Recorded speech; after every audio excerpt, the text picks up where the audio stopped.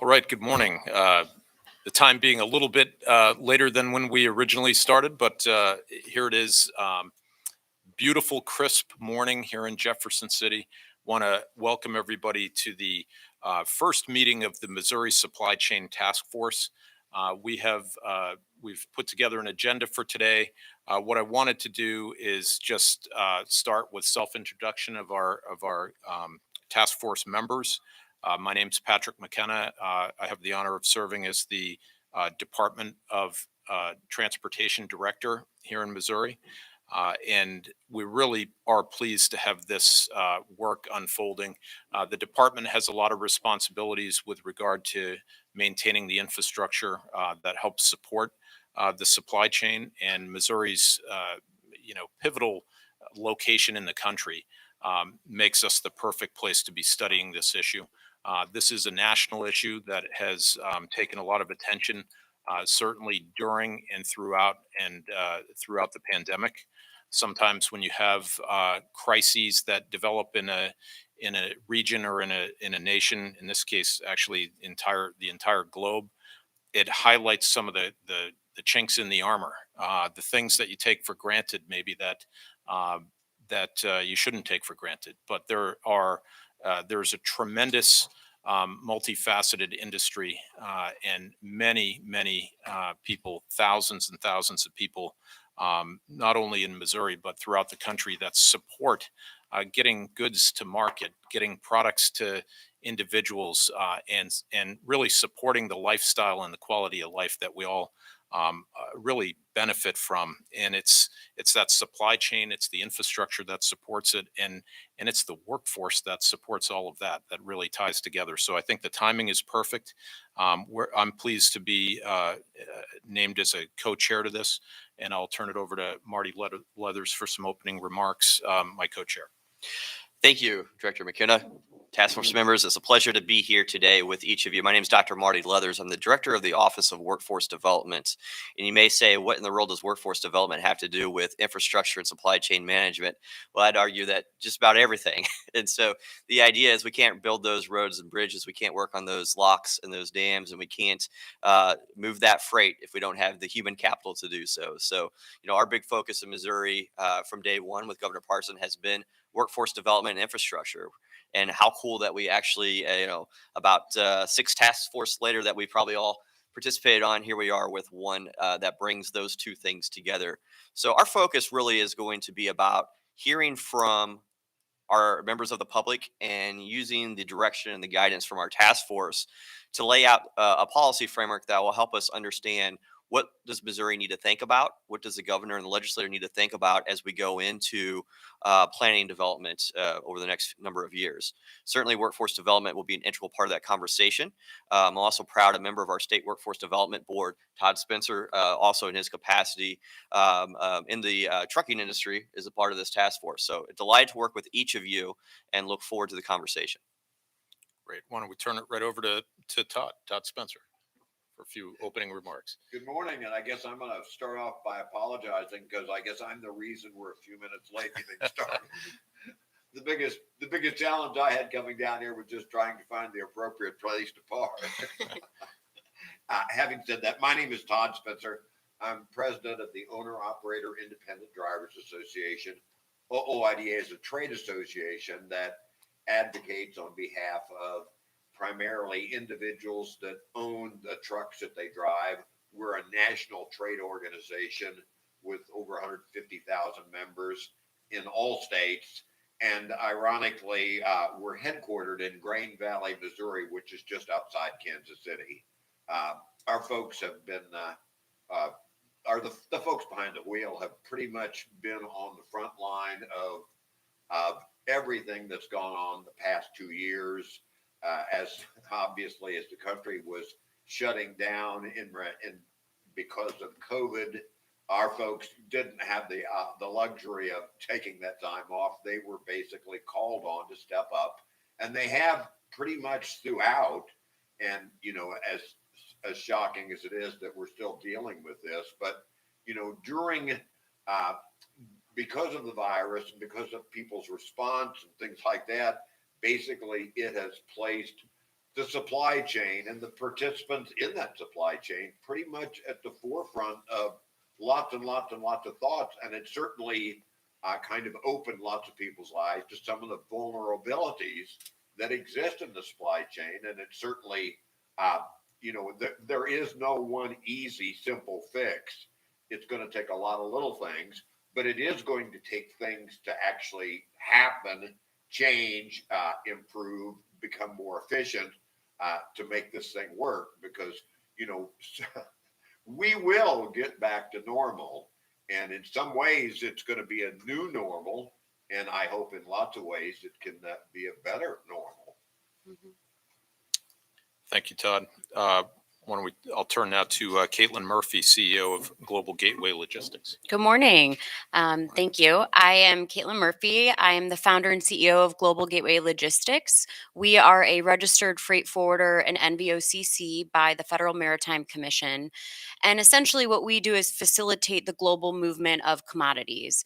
We do so via ocean freight, air freight, ground, and rail. And so we really have been in the epicenter of the port congestions that we've seen in our nation's ports. We primarily serve small to medium sized businesses as well. So we've seen the strain that the global supply chain chaos that's happening, how it's affecting small to medium sized firms. We've seen their margins crushed. We've experienced that with them. And what's really incredible is, I have always been an advocate for Missouri being a stronger state in all modes of transportation. So I'm really eager to bring forth some of those ideas on this task force, as well as highlight some of the issues, both in Missouri's transportation infrastructure as well as the nation's. Great. Thank you, Caitlin. I'll turn it to Dustin Quasenberry. Thank you. Good morning. My name is Dustin Quasenberry, and I'm the Vice President of Operations for CFI. And CFI is a truckload carrier based in Joplin, Missouri. In fact, we just celebrated our 70th year of operating here this last year in 2021. Currently, we have about 3,700 power units out on the road, and we service all 48 states in the U.S., as well as Mexico and Canada. And, some of the comments I heard from the other task force members and Director McKenna, when you think about how we address some of the issues in the supply chain today, there's no magic bullet. And lifestyle is certainly one of them. And to follow up what Todd said, it's really around the edges. There's a lot of small things that I think we need to bring to the industry to help improve not only the lifestyle, but as well as, the attraction to the job, because it is a very tough industry to operate in, and doing those things to try to make it more attractive, to bring new talent in and skill will be important for the future of not only companies based in Missouri, but for the industry itself. So thank you for having me. Glad to be here. That's great. Appreciate everybody's opening comments. We also have Mary Lamy, who's the Executive Vice President of Multimodal Enterprises for Bi-State Development. Mary wasn't able to be with us today. Look, this first meeting was put together quickly. We didn't give a lot of lead time, so I really do appreciate everybody being able to join us today. And we also have Chris Gutierrez, President of KC Smartport Incorporated, and he'll be joining us. I'm really excited to learn from this panel, to work together to try to address some of the needs. The one nice thing about working in the state of Missouri is we work together to solve problems. We can do that across government, across industry, with the public's support and help and guidance. And we certainly want to encourage public participation in this task force. We want to draw in feedback from industry and from individuals throughout the state. So we're going to be encouraging that as we go. One of the things that is a hallmark of working at MoDOT is we put a big emphasis on safety. And so we generally start off all of our public meetings and internal meetings with a safety minute. And I'd like to ask Chris Engelbrecht. He's our safety and emergency management manager, and he does a great job for MoDOT. And if you could lead us in a safety minute, please. Good morning, everybody.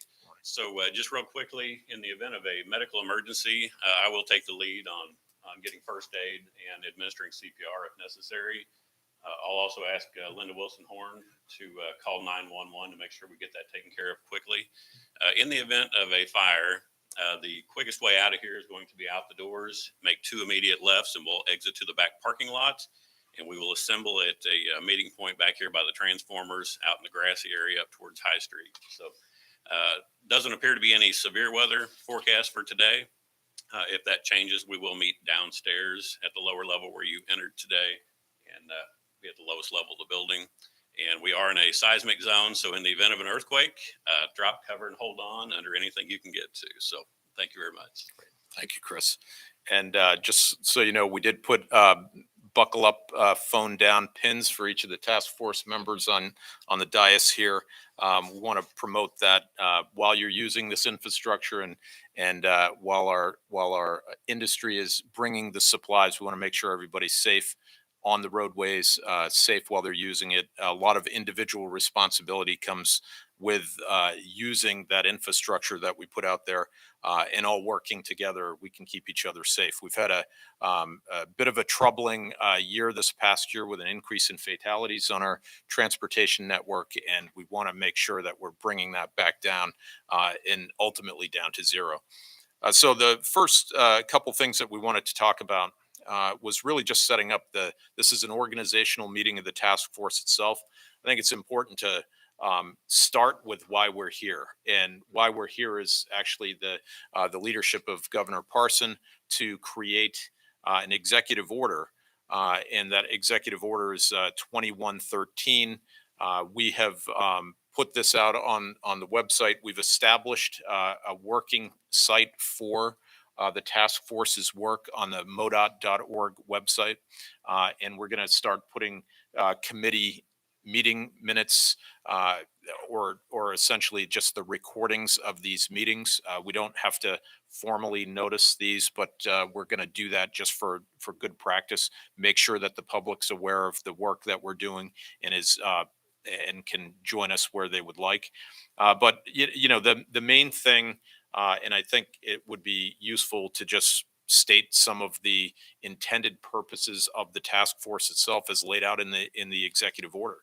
So the executive order 2113 states, whereas a supply chain is the end-to-end process of creating and delivering goods and services to a consumer, often involving intercontinental and interstate transportation of goods. And whereas a global pandemic recovery, increased consumer demand, and worker shortages are among a few recent conditions that have contributed to historic supply chain shortages across the state, country, and world, resulting in significantly inflated costs and delays.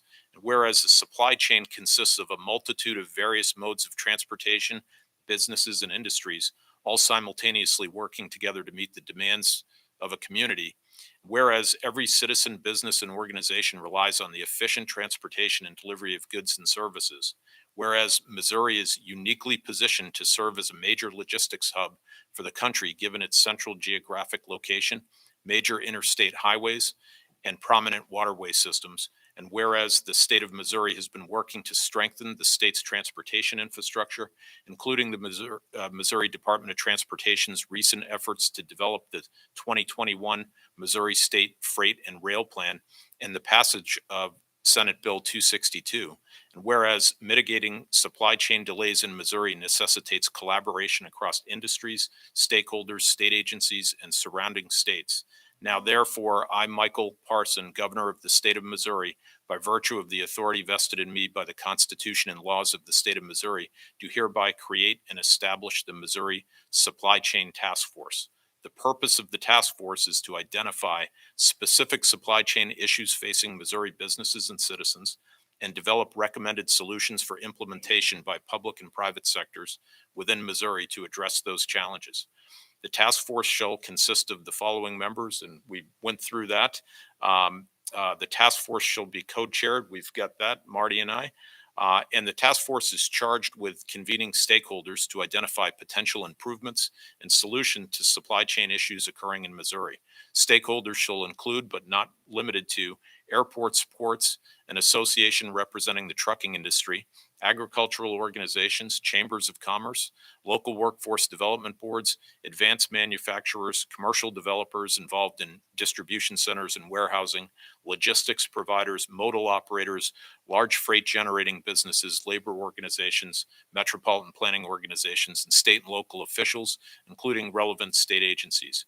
Rail, freight, air, and marine modes of transportation shall be considered.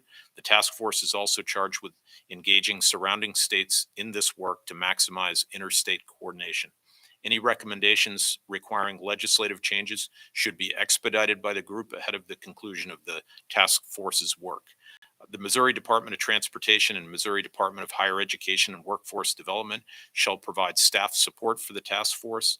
Members of the task force shall not receive compensation for their duties as members of the task force, but may be reimbursed for necessary expenses associated with performing their duties, subject to availability of funds. And the task force shall dissolve, and this order will terminate as of June 30, 2022, unless reauthorized by subsequent executive order. So that's a lot of words there, but they're impactful. There's a lot that we're charged with as a committee to look at, coordination with stakeholders, other states, and I'm sure we can bring forward some recommendations, and not only for legislative and policy movement, but for improvements in the coordination of efforts between government and industry to help support the supply chain movements, not only in Missouri, but throughout and through Missouri. We're going to be one of the leaders in the nation here. We have been in the past, and continuing to strengthen those connections are going to be what we're really focused on. So we have prepared a draft of tentative dates, and I wanted to just kind of work through with the committee, if we could, if you would take a look at, we've got proposed agenda items and dates. Obviously, today being January 20th, the first organizational meeting, we are going to have presentations on crisis response and draft. We're going to see draft freight multimodal network. We are working on that now as an agency. We're going to look at workforce and crisis response and emergency response as a way to kick off this task force. But if you would take a look as committee members and see if the dates that we've presented here, we have a lot of work to do in a short period of time. I know you're all busy, but we're trying to propose moving around the state a bit so that we can draw in stakeholders from around the state. We have a proposed schedule starting with another meeting on February 10th back here in Jefferson City to discuss modal commodity flow. In February 17th in Springfield. So all of this is proposed, and certainly any committee members, if they have adjustments or changes, and certainly as this goes, I would expect that we'll be modifying this agenda a little bit to add some of the additional agenda items that committee members wish to do. I know this was sent out in advance. March 10th, we're proposing a meeting in St. Louis. March 24th in Sikeston. April 7th in Kansas City. April 21st in St. Joseph. May 5th in Hannibal. And June 7th to kind of review and approve draft report recommendations virtual. We've got that listed virtual. June 15th, the presentation of the final report to the governor.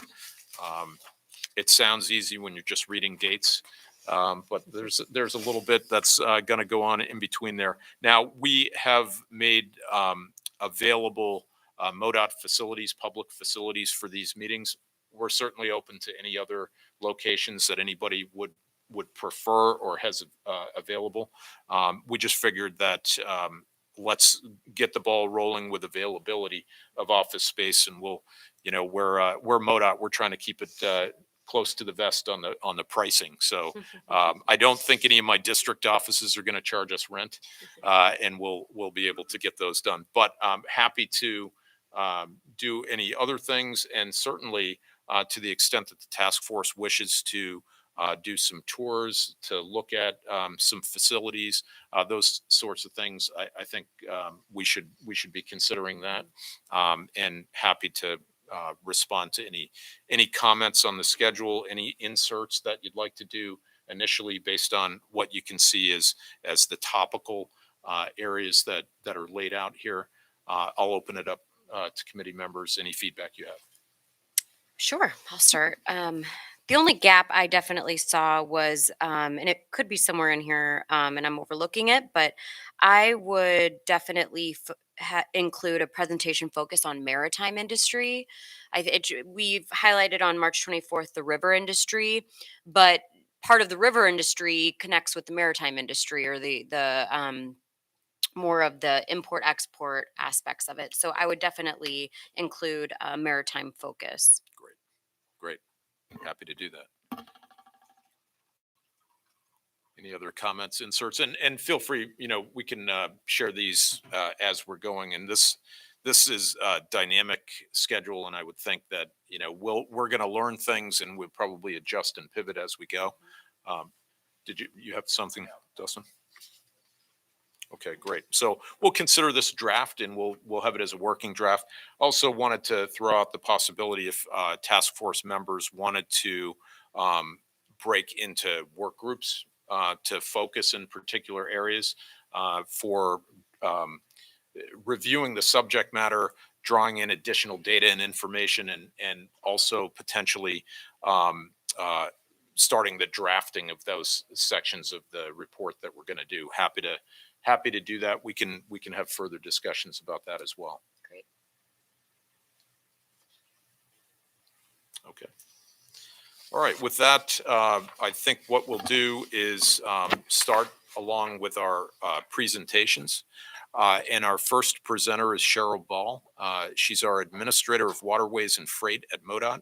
And Cheryl's going to run us through the draft freight multimodal network. It's part of the effort that we have to do on a federal basis to really define the network itself. That's an important aspect of what comprises the freight multimodal network here in Missouri. Cheryl? Wonderful. Thank you, Director. Good morning to everybody. Freight, as many of you alluded to in your opening comments, is our economy in motion. As long as freight is moving, our economy is moving and growing. And when it stops, as we saw during the past few months, the big news media, when it stops, our economy and our citizens are very not happy. Consumer goods don't appear on the shelves, and I can't walk to the store and frankly purchase bread, milk, and many other goods that we were looking for the holidays. Each year, 1 billion tons valued at more than $1 trillion moves in Missouri's supply chain. That is a huge business for the state, and it moves by all modes. We are very fortunate to have a very robust transportation system in our state that is connected and in the center of the state. We get a lot of stuff going through here. It supports every business and every consumer in Missouri.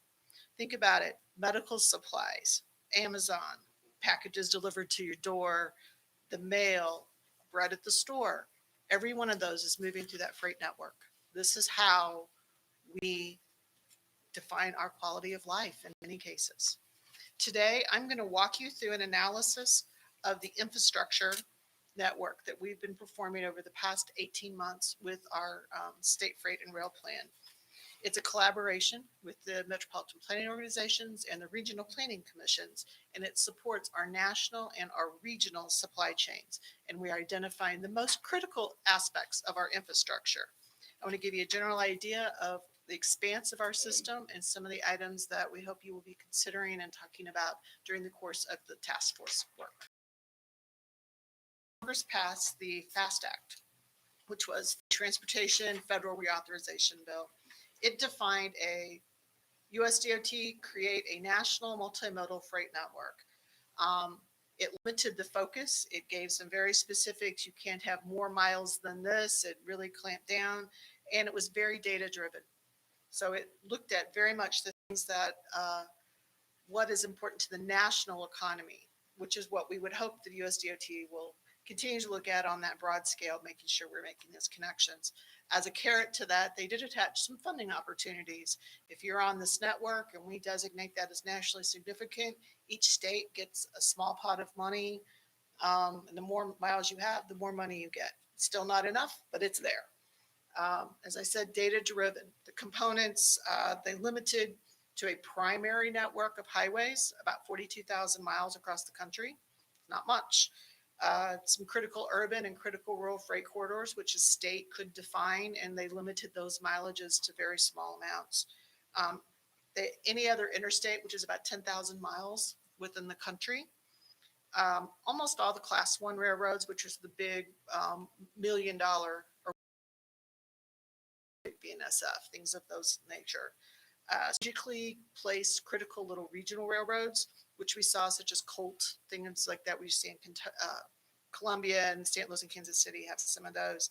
Top 116 U.S. ports, the top 50 airports in the country, and the marine highways, which for Missouri is the Missouri and Mississippi. It's those big navigable roadway or marine highway rivers. This map is Missouri's part of that network, and it includes only 1,023 miles of primary highway, 185 miles of other interstates, 3,400 miles of class 1 railroads. The St. Louis port is the only port designated. The Missouri River and Mississippi, and KCI is the only airport designated. We know, as you all know, and everybody who's watching knows, it takes more than that to support our economy. And a lot of that is our regional, how do we make our businesses be able to prosper? So as part of our State Freight and Rail Plan project, we looked at what is our critical infrastructure. Similar to what the feds did, we started with, let's look at the data. Let's figure out where the data drives us first, and then we can look and see what's missing. So this analysis that you see on this chart in the network supports our project prioritization efforts and grant applications. The screen shows an example of the data-driven analysis we performed on every state-owned highway in Missouri. Notice it includes in the first columns census data on workforce preparedness. So we included some things about who's prepared for this, where's most likely growth in freight going to occur, because that our workforce defines that. We looked at truck volumes, tonnage, and cargo value now, and where we anticipated it to grow by modeling all of the other aspects. We looked at supply chain analysis for the targeted industries for the state of Missouri.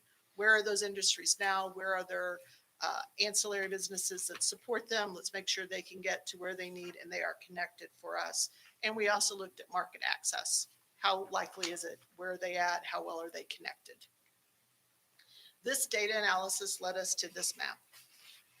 Then we took that map to our staff, to the metropolitan planning organizations, and to the regional planning commissions and industries and said, what did we miss? Because data doesn't tell the whole story. What did we miss? Does it look right? Tell us what else needs to be added. That led to this, which is a data-driven, stakeholder-informed proposed multimodal network. This has 8,236 centerline miles of highway, which is substantially less than the state system at approximately 34,000 miles. But it's those pieces that are most critical and where you're going to see a lot of our trucking industry at. You're going to see our freight generating businesses located there. You'll notice here that there are some stubs on the map. And when we presented this to Director McKenna as part of the plan, he goes, why do you have a stub? And I said, that one right in the middle, that big one, that's Fort Leonard Wood.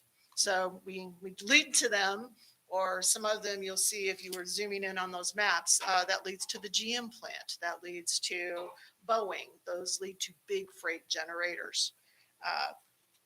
That led us to this. You'll note on here that we also have airports listed on this. We did a similar analysis on the 123 public use airports in the state of Missouri. We recommended, although the feds are saying KCI has a lot of existing business for cargo, that's most critical for the nation. we know that Springfield is growing and they also support Fort Wood. So we want to make sure that Springfield Airport is part of our regional network. We also know that Lambert is growing and is supporting that businesses. So we added KCI, Lambert, and Springfield as our proposal for the state of Missouri. Highways are not the only part. We also did an analysis looking at the state rail network. Missouri is a big rail state.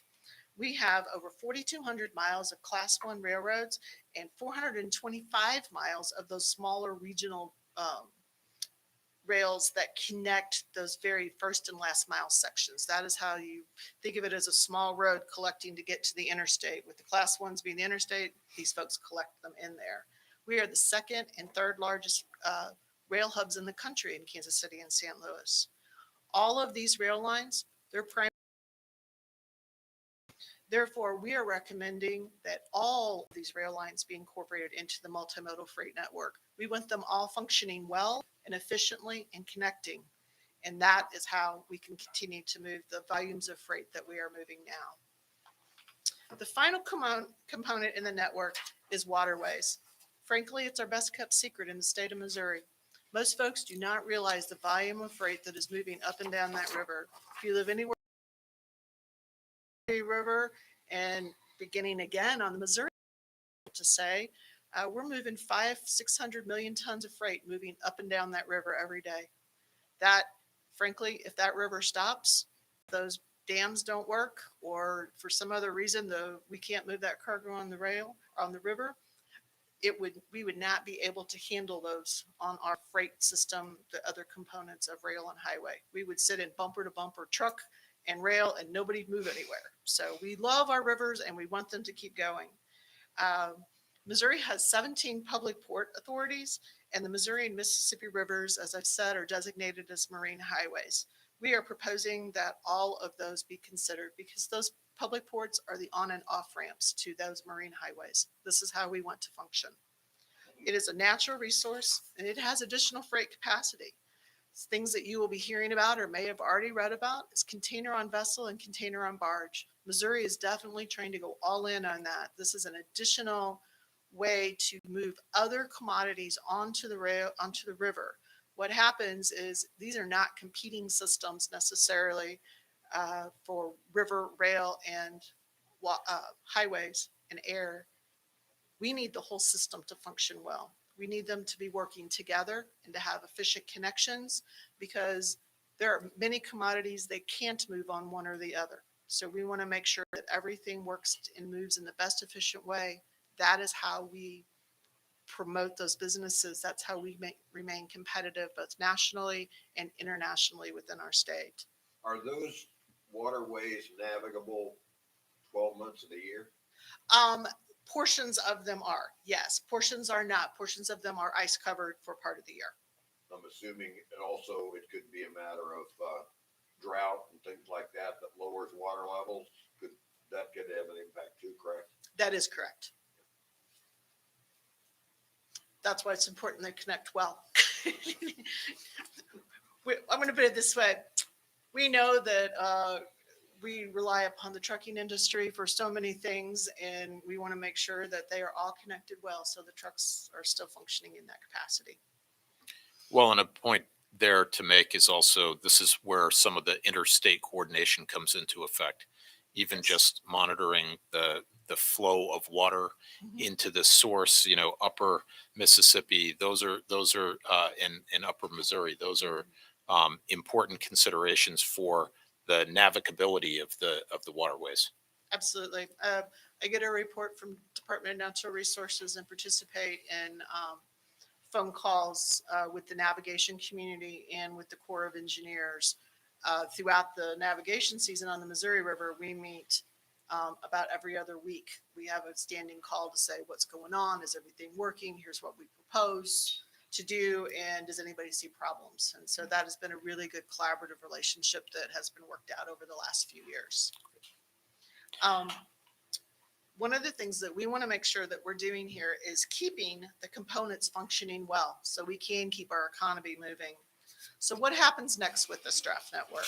Well, it's part of our draft state freight and rail plan, which we will be presenting to the commission at their March meeting. We hope that this will be an information source for project prioritization, both within the MoDOT world and both at our grant process and applications.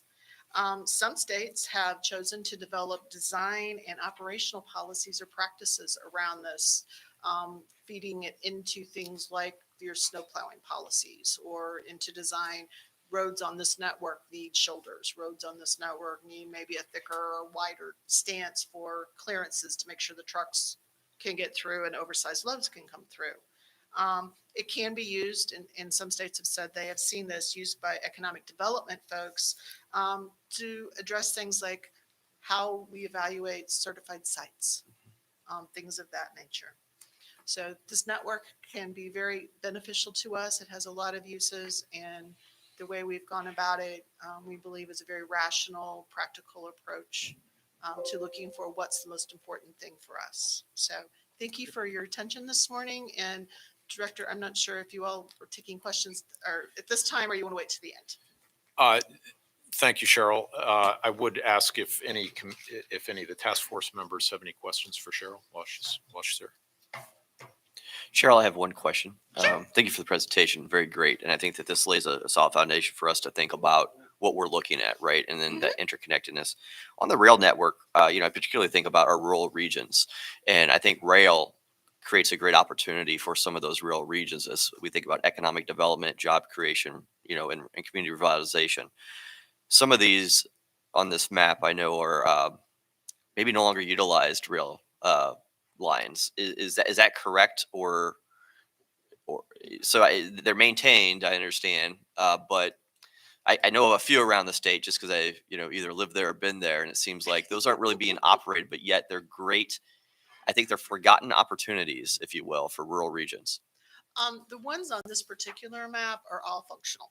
They're all carrying cargo, and as you will see in some of our other documentation that we'll either be presenting to you or be providing to you in our rail plan, we actually did an analysis of the volume of traffic versus the capacity and rated, level of service. So we have several of these rail lines, frankly, that are at or over their capacity for rail. The one functional. There are many around the state. I lived in many places around the state as I traveled with MoDOT in my career. We have some beautiful places that I was watching them pull rail up along the lines. An aspect of rail, if you'll indulge me for a second, that is not on this map, which I think is very important to our economic development. It's the issue I hear most from community folks, is that there is not a plan or a path or funding to put in rail access to some of these. That is a component that is not on this map, and has been brought up several times as a area that inhibits the marketing of some of those locations. Because even some of the businesses, what I hear is even if those new businesses are not using rail, they still want to have the option of having rail. And when they're doing site selections, this one has both, this one doesn't. They're going to choose choose the site with both to keep their options open. That's exactly where I was hoping you were going to go. As we think about, what's next, one thing is planning for that community revitalization, the stronger tomorrow focus that the governor has laid out. Absolutely. Have assets, and it's about how do we, remobilize those or reengage those. So thank you. Yes, no problem. Do you have a question? Okay. I have a quick question thank you again. It was a really comprehensive study. It was a really comprehensive presentation. I appreciate it. In terms of the Missouri Port Network, I know everything on here is active. Do you guys have plans to include potential ports, like as container on vessel is actually moving forward, especially south of New Orleans with the terminals that are being built down there now? Yes. Is there a way that we can include futuristic sites and investment and development for Missouri, especially to be able to handle the volumes of container on vessel, if that is something that comes into play in the next few years?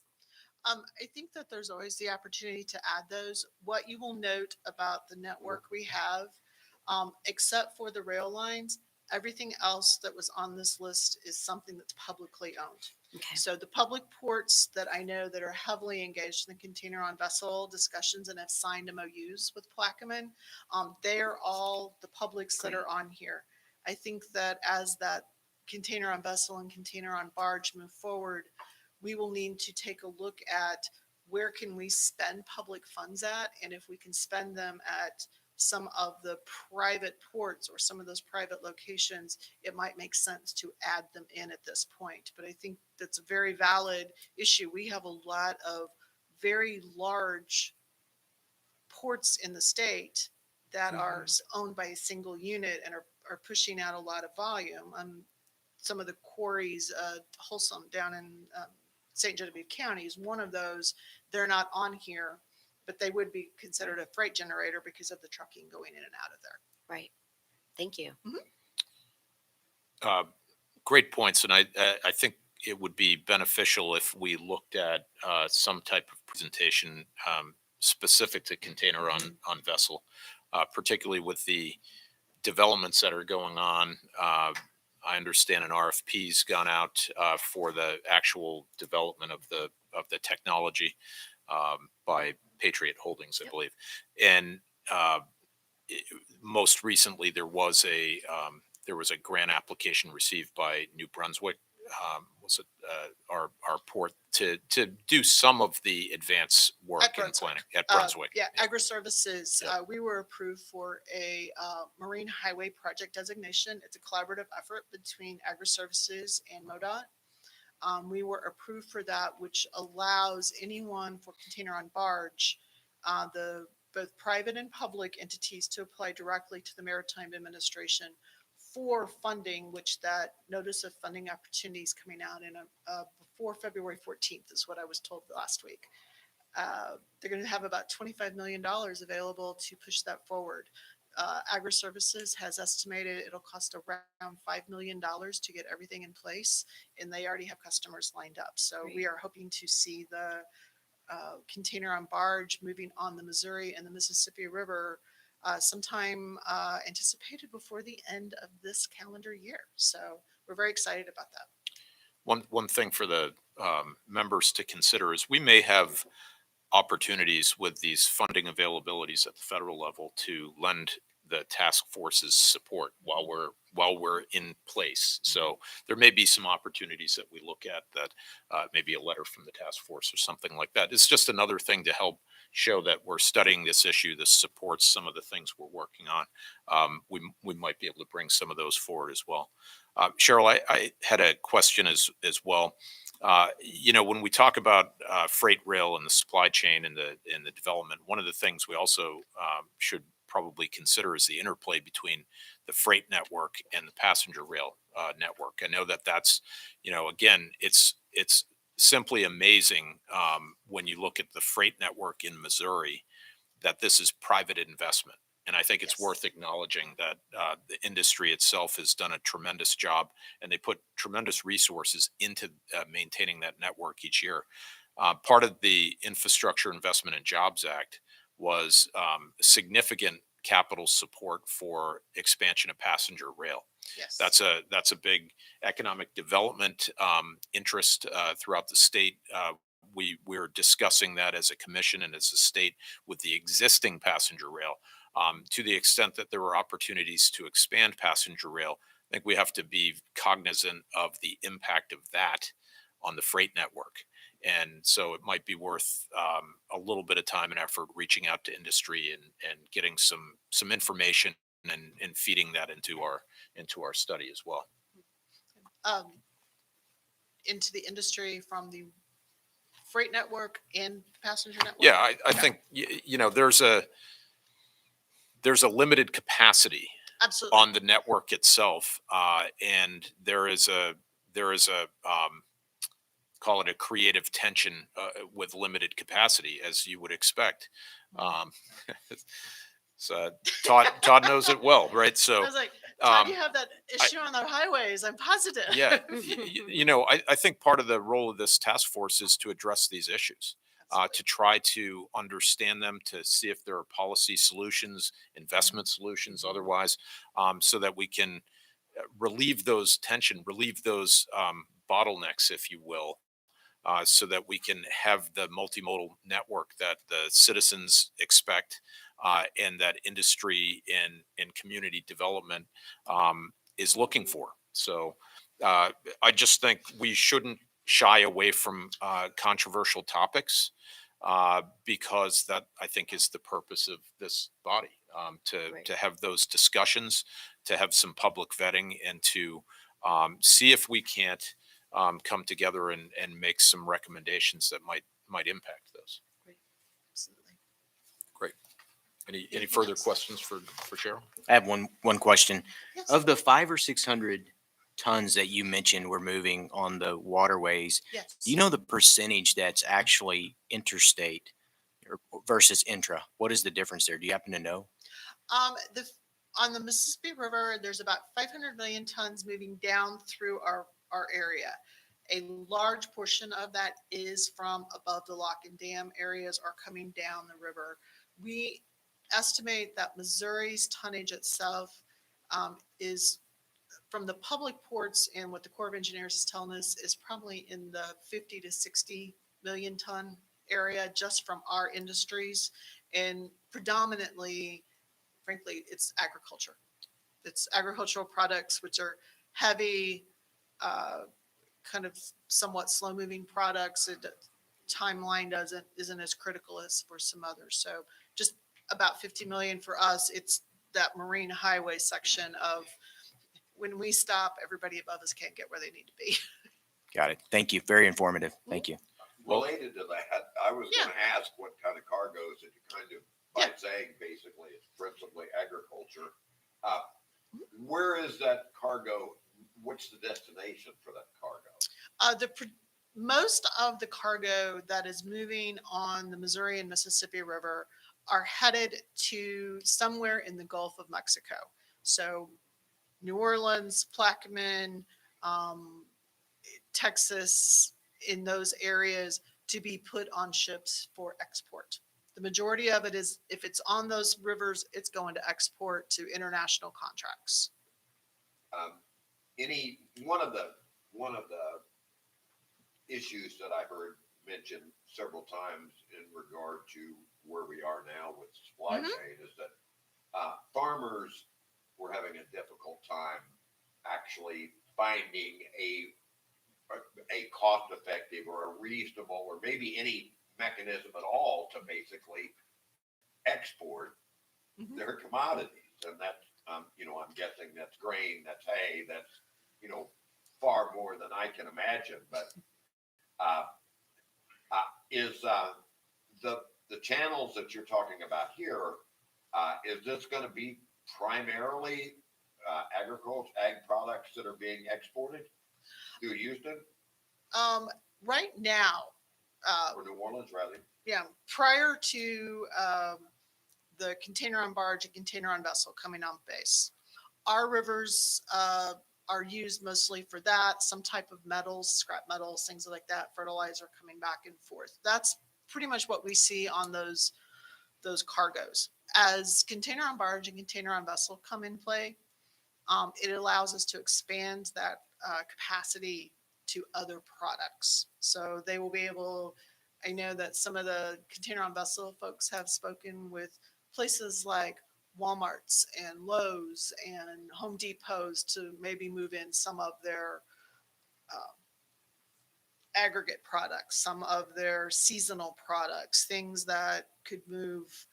And when we look into the European markets who actually have container on vessel already up and running and have been for years, they move furniture on that. They are moving reefer cargo, which is refrigerated cargo. There's places to plug in. So our industry, say in St. Joe, that has the pork producer that ships a lot of stuff international, which is going by truck or rail right now, may have an option for some of those products to go down a faster moving barge, but under our existing barges, they could not. It's just too slow. Way too slow. What would a faster moving barge look like? Well, that's Well, what the container on vessel is. Container Yeah. on vessel is a self-propelled product, and it cuts the time from St. Louis down to the Gulf. It, instead of taking like 3 weeks, it takes like 7 days.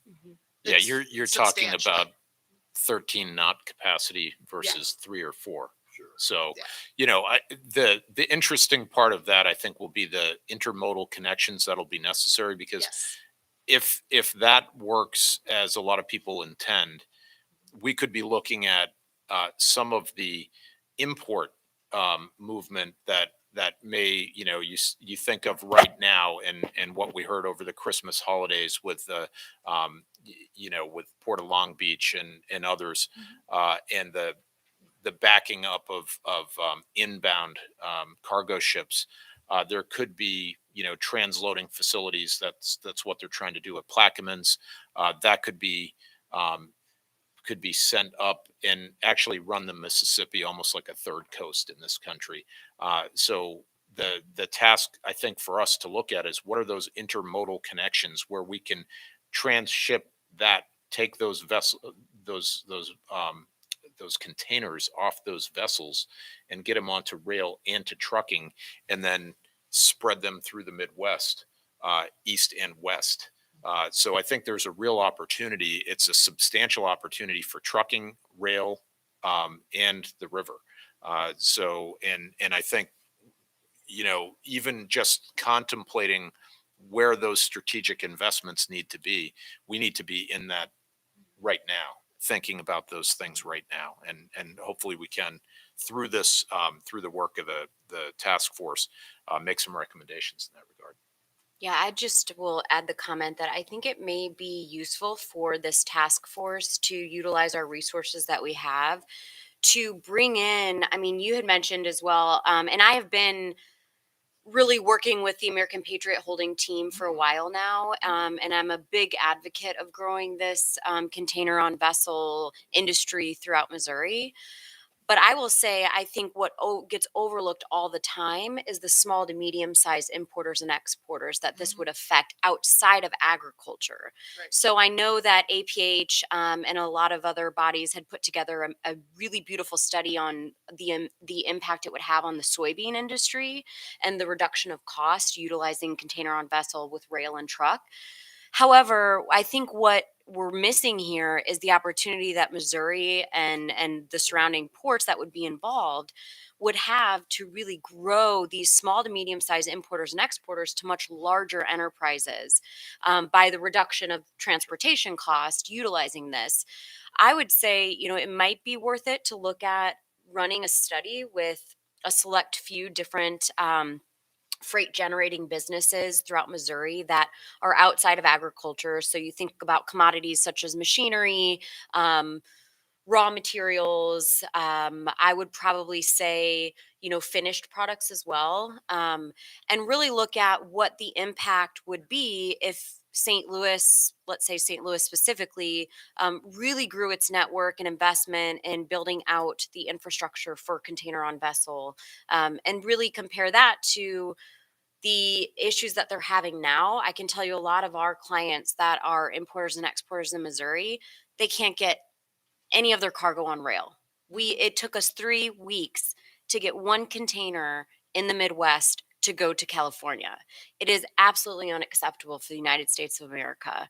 And so for me, I think we have to be able to, just in terms of national security alone, we have to be able to diversify. And I love this report on multimodal networks, because in the Midwest, we have everything at our hands to use multimodal. So how do those work together in times of crisis, and really kind of pivoting to small to medium sized firms to get their take on their experiences? Because even on, the ocean side of things, with maritime, the Walmarts, the Lowe's, and the Targets of the world are nowhere near experiencing the issues that small to medium sized importers and exporters are. So I just wanted to add that note, that it might be useful to run a report with small and medium sized importers. I think that's a exporters. great idea. And, even when you look at, you know, we've got some established networks for the movement of bulk Mhm. commodities, but with the notion of having refrigerated cargo moving that way, you could go down to value added, even in Right. agriculture, where a lot of that bulk is moving to other places for that additional value add and the processing of the bulk materials into Right. consumer goods that are being used. So I think that's a great point. We'll make note of it and keep rolling. We're Interesting idea, but let me just throw this out here because, we basically lived through almost 2 years where that a big percentage of the past 2 years we've kind of been inflicted or afflicted with the Amazon Prime state of mind. And while there are lots of different ways to move cargo, but in so many instances, it's whoever can deliver it the quickest is going to end up making the sale. sure. So, and all of these things come into play. Mhm. Good point. Good point. Thank Very you. valid. Cheryl, thank you. Obviously, I think this is a good indication of these topics are going to be cross-cutting and there's a lot of work to do here. So fantastic.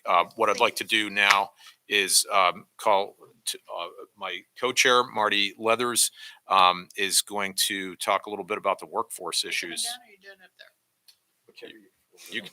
You can go from right there if you I'm just like. going to read that to you. Yeah. If you don't mind, it'd be probably easier than me climbing over everybody. Thank you so much. Thanks, Cheryl. So I love slide 4 in Cheryl's presentation for those that are kind of playing along at home.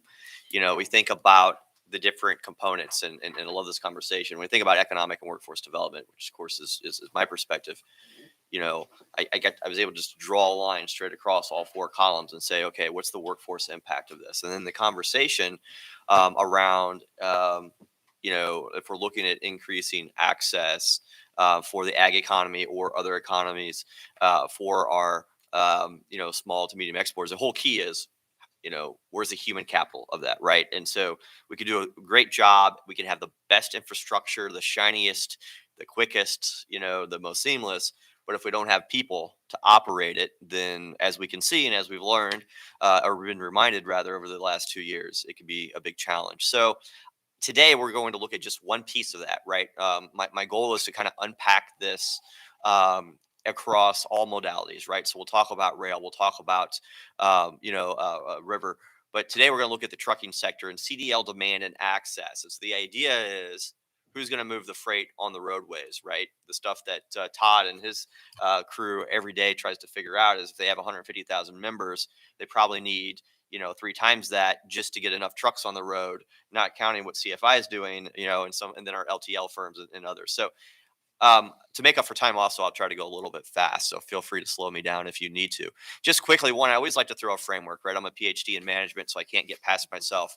The idea is everything we look at, we do through a lens of what is it we're trying to do and how do we get there, right? Diagnosing the problem and not just admiring the problem. So here, the lens that I like to use, the lens that we use in the economic workforce development side of Missouri state government is to look at a number of things, right? We saw data today. We're going to continue to look at data.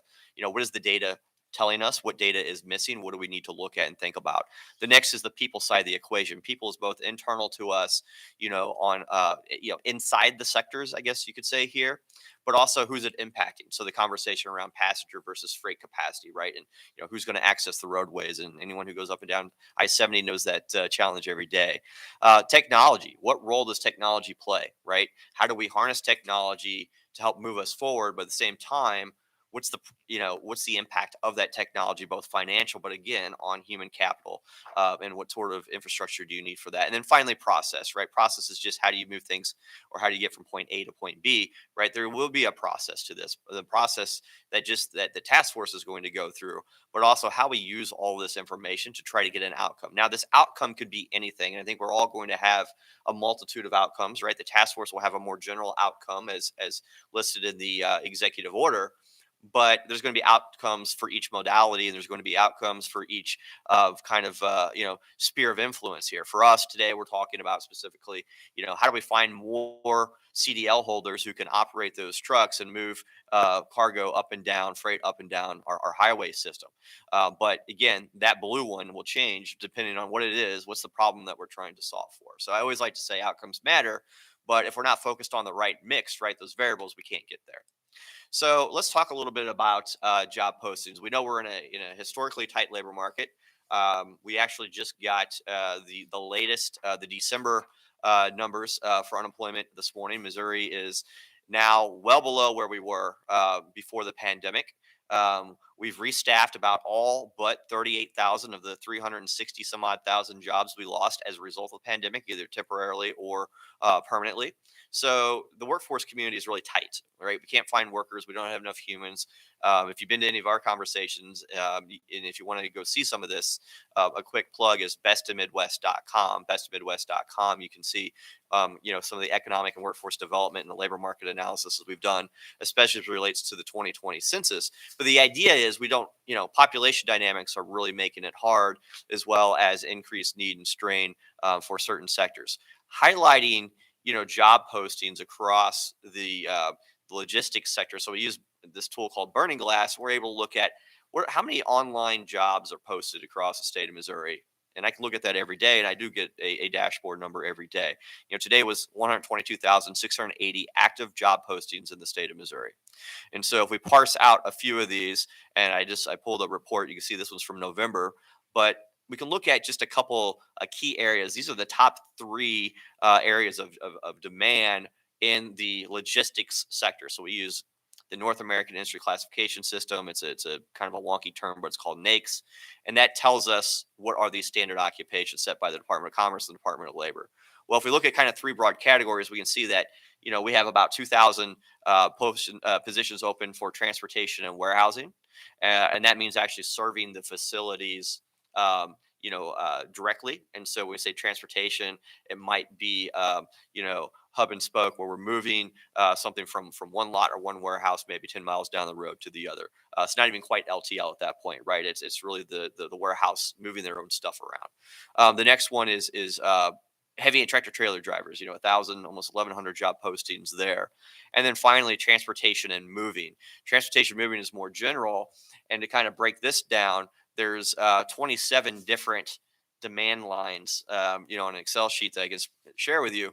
But material movers are the biggest. That's manual labor, right? Those are the individuals who are actually working in the Amazon facilities. They're working in our distribution networks. They're actually handling the materials. The next, you have the stockers and order fillers. Those are those that are working in our distribution centers, whether it's Walmart, whether it's Orscheln, whether it's Amazon, and they're pulling things out of the bins, they're putting them in a bag, and they're barcoding it, and they're putting it ready for shipment, and then someone's having to come pick it up. And then I just like to throw out there that it's not just, what we sometimes know as low wage, low skilled jobs. We're talking about supervisors. And when we talk about supervisors here, we're talking about average earnings of $65,000 to $68,000 a year that usually require a bachelor's. Someone has to manage this enterprise, right? We also talk about, when we think of some of these sample postings, we're also talking about individuals that are managing freight operations for some of our mobile networks. And this also would include, those dispatchers and even some freight brokers. And so we could break this down and look at it in a bunch of different ways. The idea here is that, there's a good portion of jobs available, and demand, if we're able to be successful, even 1% successful, the ripple effect that means on workforce is going to be significant. So we have to plan for that. And that's really why this has to be part of that conversation. Missouri, we actually, the Department of Revenue issues about 22,000 CDLs, commercial driver's license. That's an A and a B. An A are your 18-wheeler tractor trailers that are over the road. Your Bs are your dump trucks or your trash trucks, or some of the smaller. What does that mean? Well, that means that many people each year are applying for and obtaining the CDL, which means they've passed a skills test and a written test through the Missouri State Highway Patrol. And here very soon, in a couple of weeks, they're going to have to go through a new set of training requirements, which I'm going to outline. But that's quite a bit, right? So we think about the demand for these jobs. We actually are producing more CDL holders than there are job postings.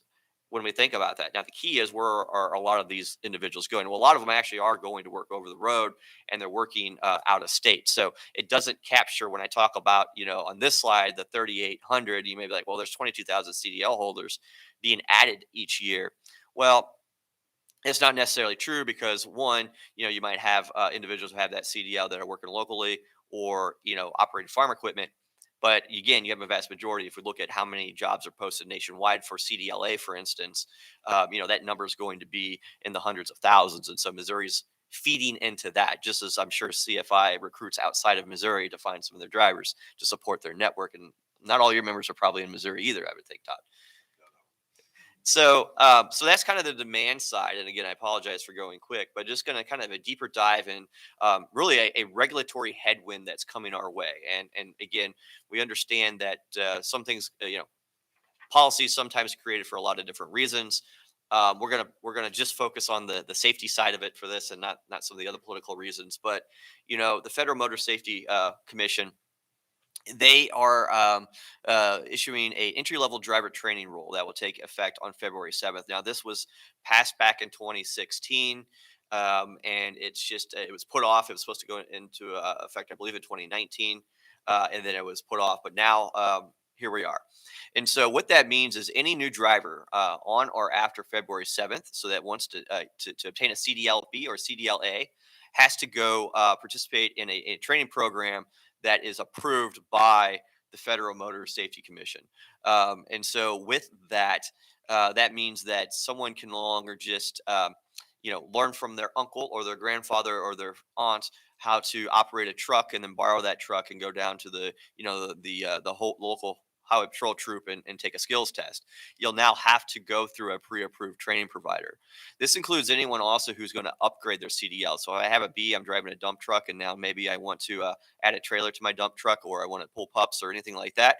Then I'm in a position where I have to upgrade. Or if I want to operate and get a passenger endorsement and operate a bus, this is going to be a significant constraint for bus drivers, then I have to also go through this sort of program. There's kind of two components to it. And in the truck driving world, Dustin and I were talking about this morning. There's always been kind of, these schools that produce truck drivers, and they're usually 120 clock hours, 160 clock hours, or anywhere between 4 and 5 weeks long. And the quality is, not always consistent. But what this is trying to do is saying these providers have to then be, if you will, I'm going to use a term called accredited. It's not technically an accreditation, but basically an accreditation from the Federal Motor Safety Commission. And I realize I had my C and S backwards as I continue to say this over and over again. But the two components are the knowledge, the theory piece, and the behind the wheel. The theory piece meaning, understanding, yes, there's theory to operating this heavy equipment. There's an understanding of how to be successful in the industry. And there's then, of course, behind the wheel, which is, learning how to back the truck, how to do, alley docking, how to do blindside parallel parking and things like that. So existing CDL exemptions will still apply. So if you're a farmer and you have an exemption, you're pretty good shape. So it doesn't impact those. But again, if you're going to be an operator on an LTL or an over-the-road carrier, then this is going to definitely impact you. Also, if you've had your CDL before February 7th, or even if you had it, say I got my CDL in 2005 and I let it lapse in 2010, and now in 2022, I want to go get it again, I won't have to go through this. I can actually just go through the traditional process of reobtaining my CDL as long as it's in the same class. This has to happen within 1 year of start. So if I take the CDL permit, the Class A or B permit, the written test, then within 1 year, I have to complete my training and take the skills test.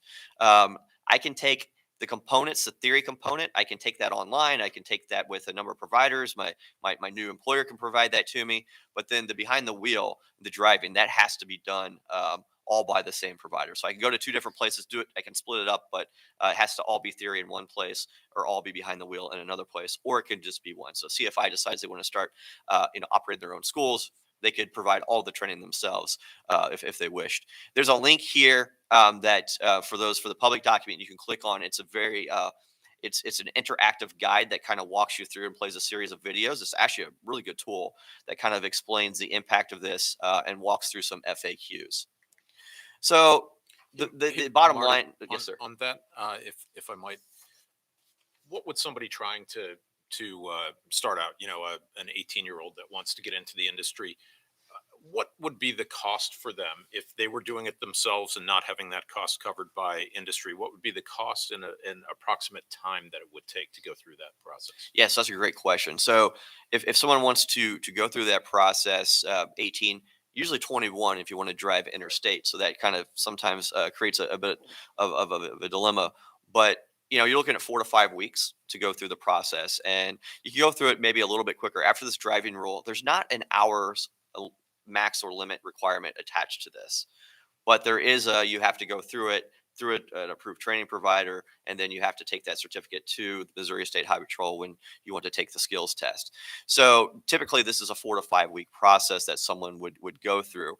Again, those clock hours I mentioned, 120, 160 is kind of more the industry norm. Justin, maybe kind of, and so I think that is you're looking at usually those classes run Monday through Friday, maybe Monday through Saturday to make it a little bit quicker. But you're looking at about a 4 week process. As far as the investment, I'll have a slide on that here in a minute. But I think overall the typical price is about $5,500 to go through one of these programs. We fund a lot of that. I'll talk about that again in a moment. But those are programs. Companies will also sponsor people, right? So companies are making the investment also to. So it may not be that person has to pay out of pocket for that. Great question. Thank you. So we talk about this and why is it a barrier? I mean, there's an argument that this will increase safety and increase quality. And as someone who kind of comes from this background, I absolutely agree. That said, when you're looking at an already challenged labor market, this is just going to be another hurdle that we have to overcome as a sector when we think about that. And so the impact of that, the backlog it might create to an already existing challenge to find and access drivers. So some other things that we're seeing that are of note that when it comes to do with hiring in the trucking sector is we're starting to see relaxed standards for OTR experience. So it used to be that, and it used to be, in the last 5 years, majority of these, everyone wants those regional runs where I'm home every night or I'm home every couple of nights. And often, unfortunately, the public's misled and they believe they can do that as a new driver. And the reality is that's usually not the case. Usually there's a 12 or even a 24-month over the road requirement, meaning you have to go work with a carrier over the road. Maybe you can do a regional run and get home, every fifth day or every 11th day. But in some cases, it's even longer before you can qualify for those less than load LTL runs. And so, but you're starting to see that relaxed. You're starting to see experience. Or 3 months over their experience. While that creates opportunity for some new drivers, it also then creates the obvious safety concerns. Does someone have the acumen and experience enough to be able to take those jobs?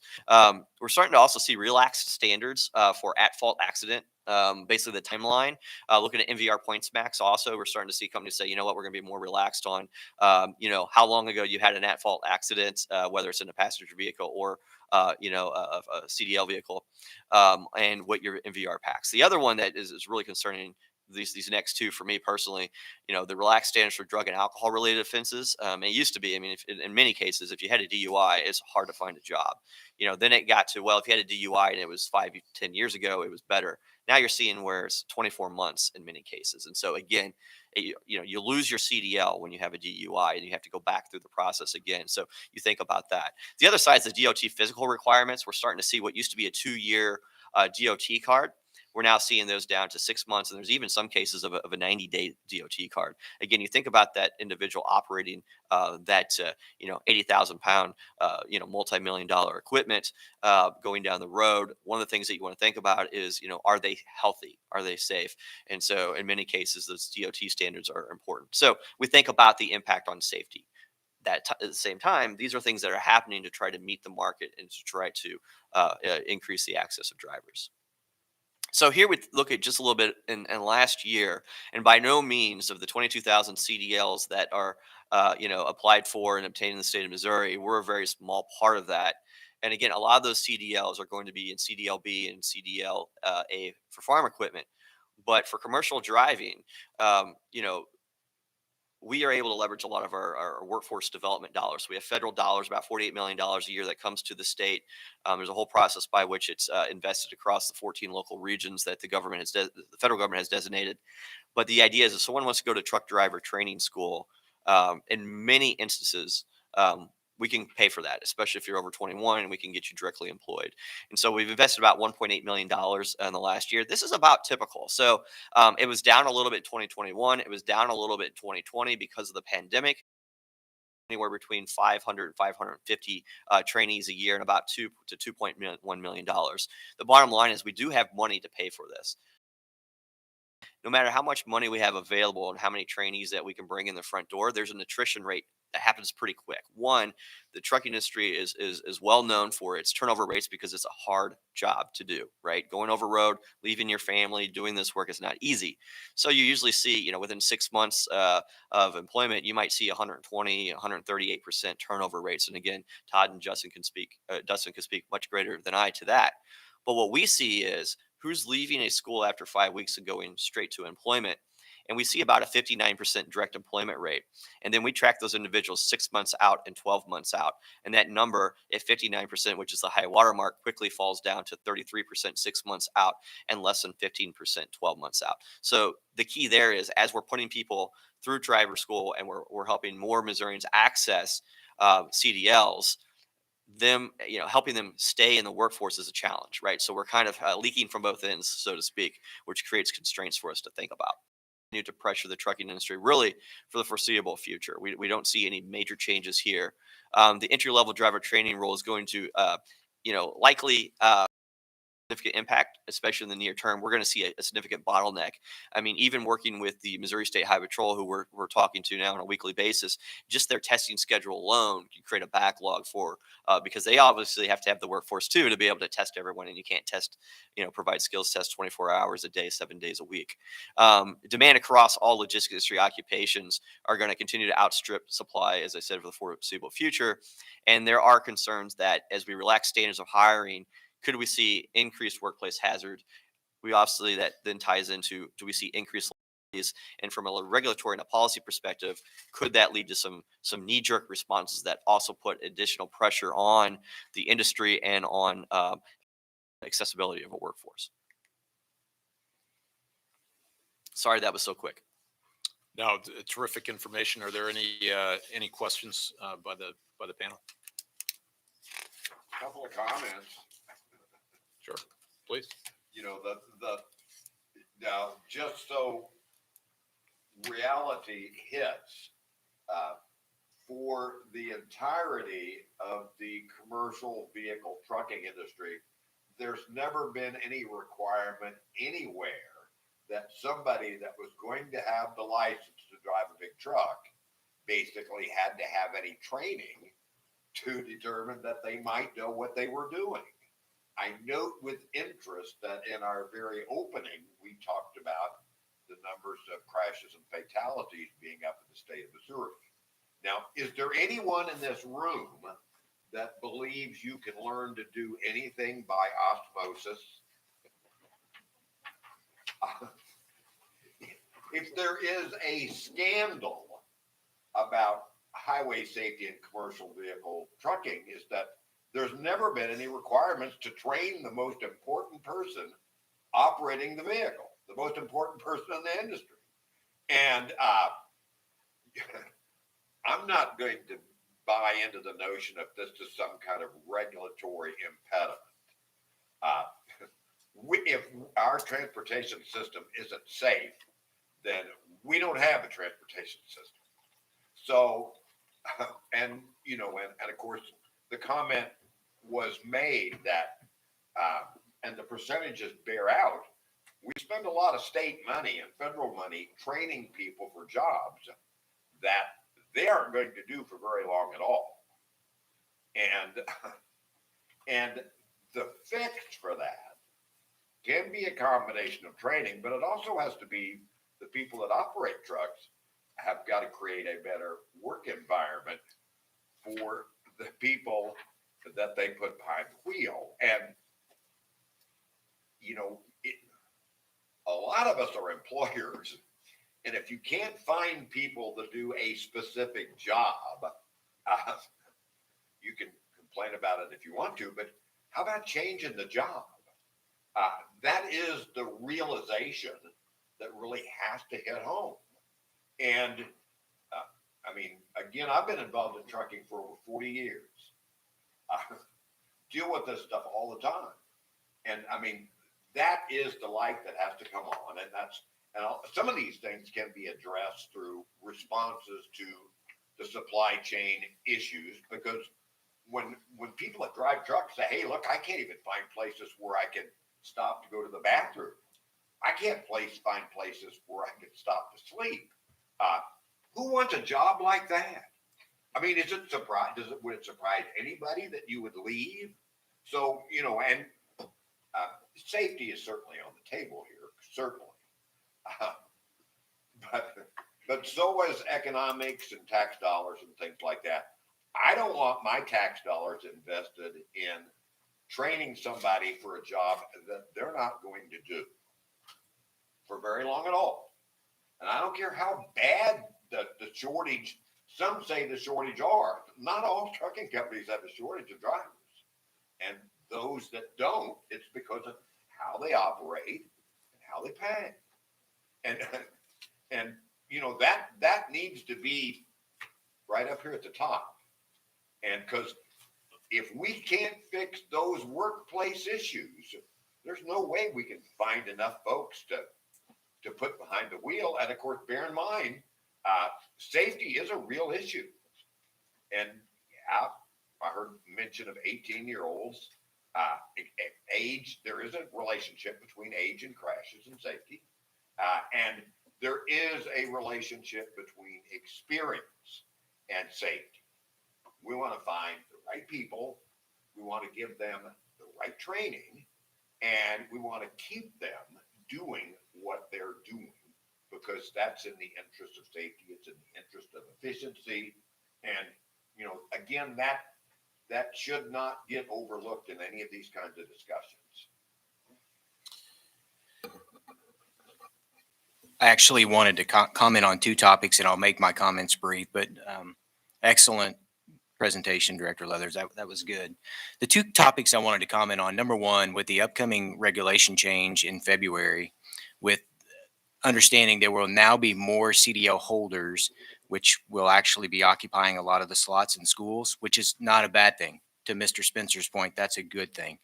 But what I wanted to bring up is that, and we talked about this earlier, we've had a long-standing relationship with a state-funded institution that has a CDL training program. And so I think we're about to see another clog in the pipe here, meaning there's not going to be enough training slots available to accommodate perhaps the pipeline for incoming workforce in the driving industry. So I bring that up. I just wonder, as we talk about opportunities here, is there an opportunity to expand training to more state-funded institutions and then align them with businesses across the state?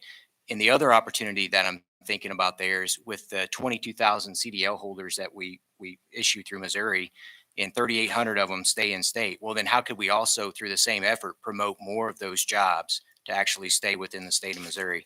And then the second topic I wanted to comment on was the Drug and Alcohol Clearinghouse. So, that is something that no reputable operator in this country would argue with, in my opinion. That has been a very good thing to eliminate unsafe drivers and behaviors from the industry. There is an exception in the FMCSA rules that say if you complete an approved substance abuse treatment program, you are eligible to come back into the industry. That is not something today that most operators in the industry are actually practicing or hiring towards.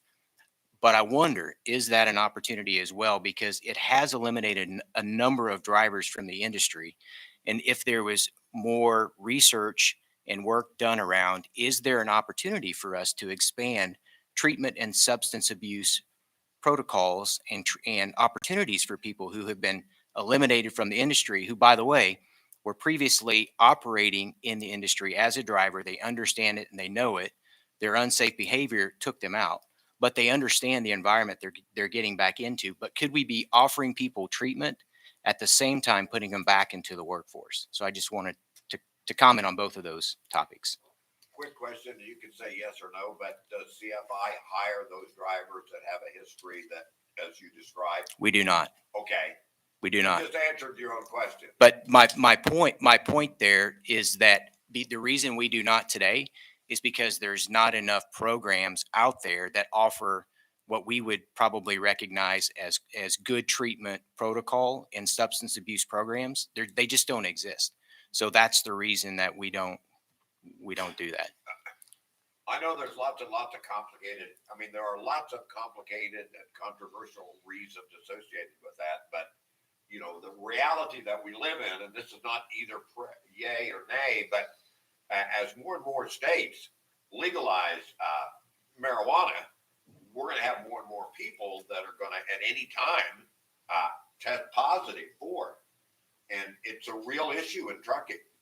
And it's one that at some point, you know, we have to actually find a way to deal with. And, you know, I don't know how, but, you know, again, in most instances, if a driver tests positive like that once, they're not going to find employment. So, right. So, yeah.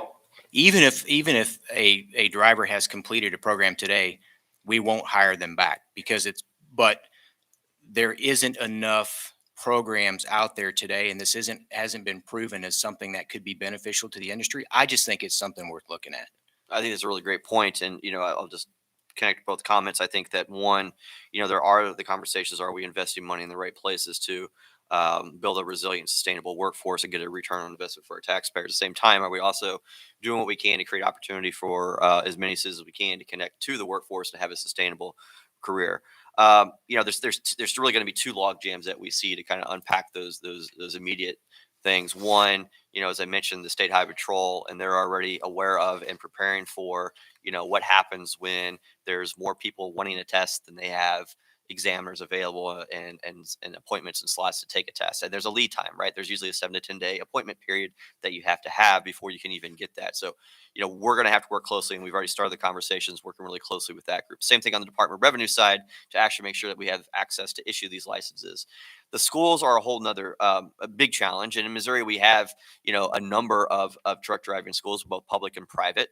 And we do fund both, depending on, you know, once they can get certified through, you know, it's called proprietary certifications, the state certification process.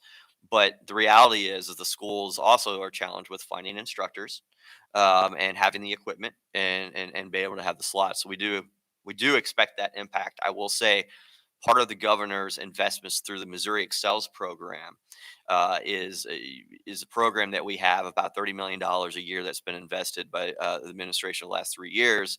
And that invests in building capacity for career training programs, including truck driving. And so there are some investments going that way. But again, it doesn't mean it's going to be here tomorrow, right? It takes a moment for those things to happen. So we do have some catch up to do. And I think the next 6 to 9 months are going to be going to teach us a lot about how tight we really are. I have one really brief question. You mentioned that there's a fallout of CDL driver or men and women getting their CDL licenses and then not obtaining employment, or obtaining employment and after 6 months they're leaving. Has there ever been a study or survey done to capture those individuals' reasoning behind leaving the industry, to sort of get an aggregate data of what's causing that fallout? Yeah, I think at the national level, there's been some studies done by the Commercial Vehicle Training Association, CVTA. You know, in Missouri, we exit every participant that we invest in. So those 393, you know, assuming they respond and they respond, you know, factually to us. A lot of it is just, you know what, they didn't realize they're going to have to be away from home too long. You know, it's the quality of life is tough, or you know, they do get something to get themselves in trouble, you know, or they back into somebody at a truck stop. I mean, so many different things happen, these small accidents that then, you know, they get let go from a carrier. You also see that, you know, these on the road training programs that happen once you're employed can range anywhere between, you know, 15 and 45 days where you're maybe in a truck with somebody else. And you're being trained, which means you're a team driver. That's a hard time for a lot of people over the road, and a lot don't make it. So again, it's an industry challenge. I think the industry understands that it's a challenge, but I think you know, my perspective on the industry has always just been a numbers game. If we have as many people as we can coming in, it doesn't matter how many we lose, because those that stick will be all that we need. So if we know there's a 120% turnover rate, well, we'll get 2 people for every 1 job that we need. But I think that market's shifting, and I would venture to guess you guys can't find those 2 people for every 1 job these days.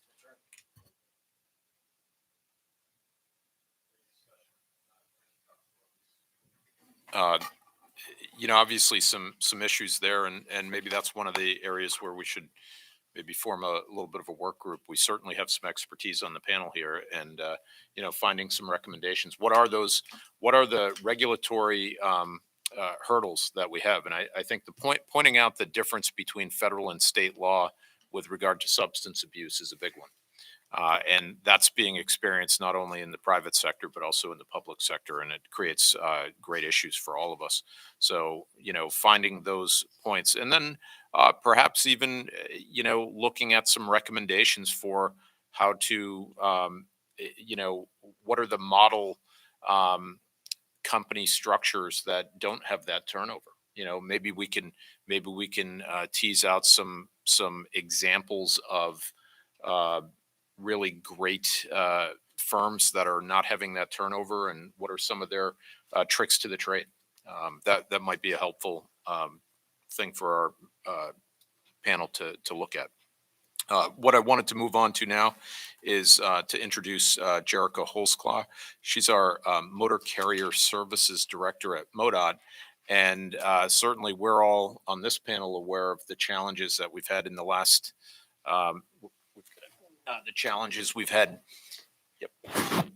over the course of the last 2 years with the pandemic.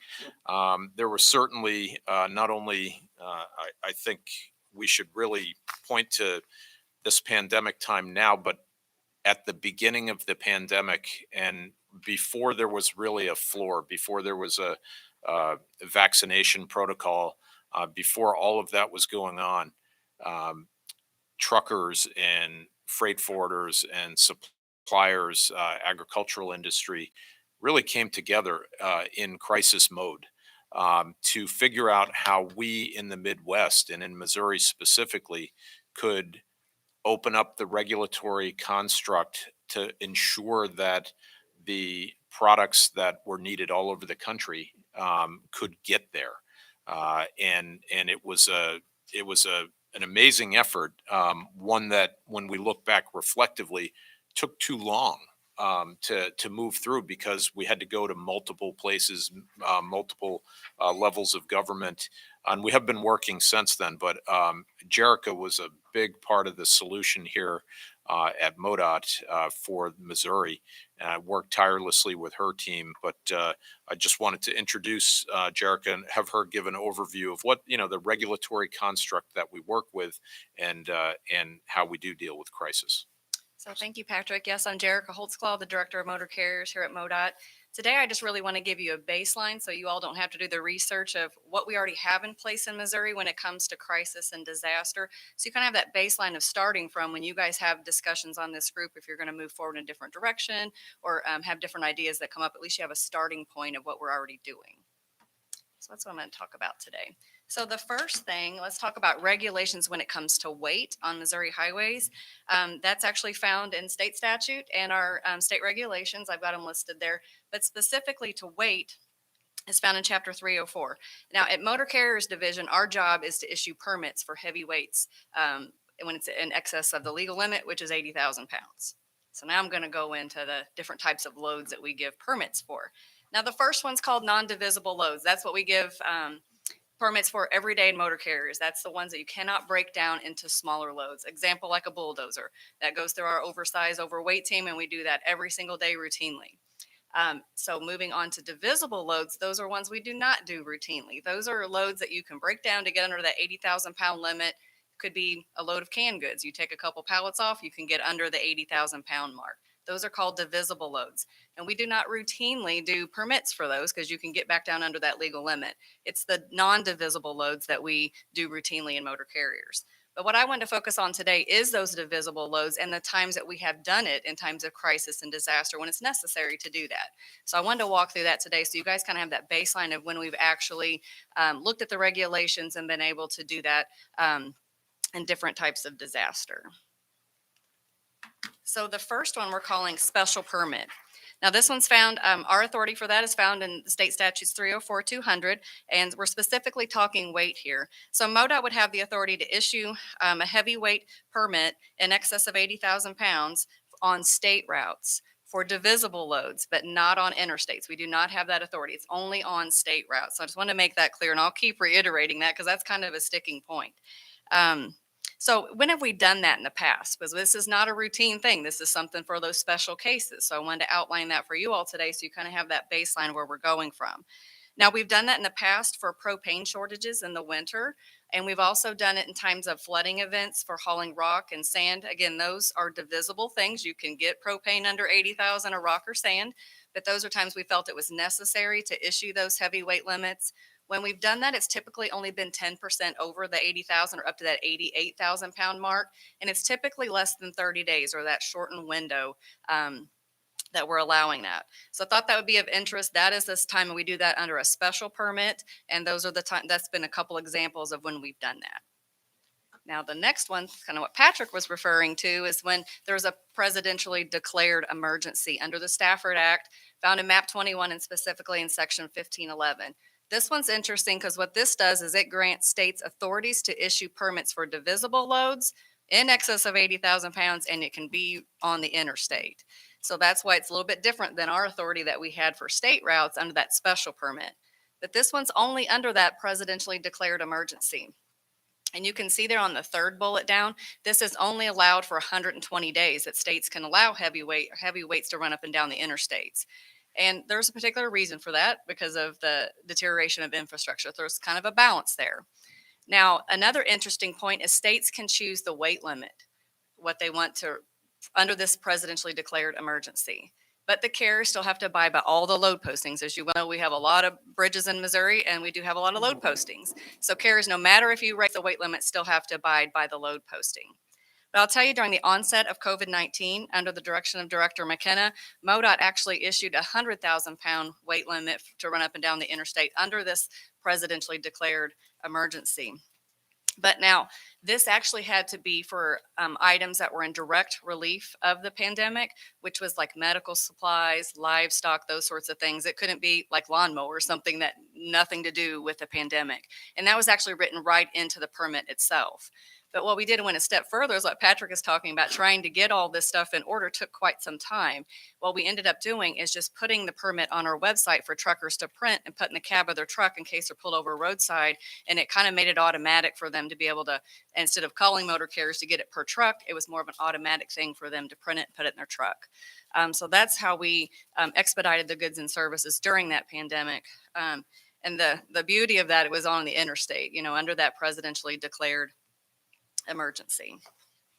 But what I wanted to tell you also is that 100,000 pound permit was really just for Missouri. So if you're a cross country carrier, and I told you there on bullet, I guess it's bullet 4, where it says states get to choose their weight limit. So if you're driving across the country, yes, you can haul 100,000 pounds in Missouri because we chose 100. But if Illinois chose 90 and the next state chose, 85, you're going to haul at the lowest amount because if you get pulled over roadside, you could only go up to that amount. So therein lied the issue, another issue that we were faced with when truckers were trying to use this permit. Jericho? Yes. Sorry to interrupt you. Was there collaboration with other states to do that? Or what's that? We have, such I'm great getting to border that on my states. last bullet point. If you just I'm hang going to hang stay tight. You stole my thunder because I was going to say I have some exciting news to share with you at the end of that. In this very last bullet, the MASTO region, which is the 10 Midwestern states, actually just recently got together and harmonized the weight. So if there's another presidentially declared emergency, that weight limit's going to be 88,000 pounds. That's what those 10 Midwestern states chose. So that's actually progress on this front, and something I think could be memorialized in this report of like what's happening in the Midwest region. Yeah, we actually are experts from each state got together and looked at, because it is the safety issue, the potential for decline in the infrastructure condition, the pavements, but it's really that can be the primary issue. So each state needs to retain its own authority.